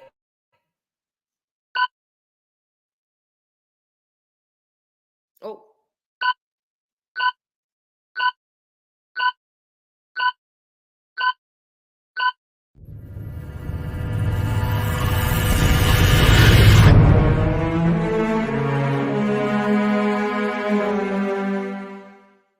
Mic check 1 2 1 2.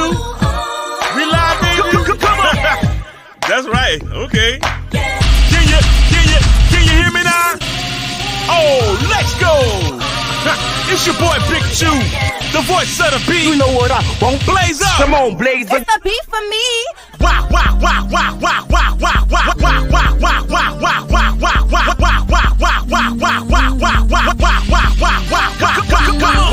For your guy, for your B-O-Y. Drop it for your guy, for your B-O-Y. Do it for your guy, for your B-O-Y. Come on, baby, we are. For your boy. For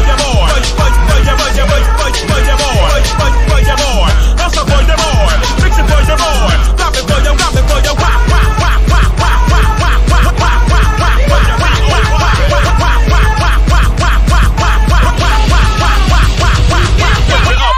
Lift it up. Then it bust it open, lift it up. Yeah. Come on, lift it up. Then it bust it open for your B-O-Y. For your rockin' for your lift it up, baby. Mix it with your bust or not. Come on, Blaze, so you know. Drop me a nasty beat.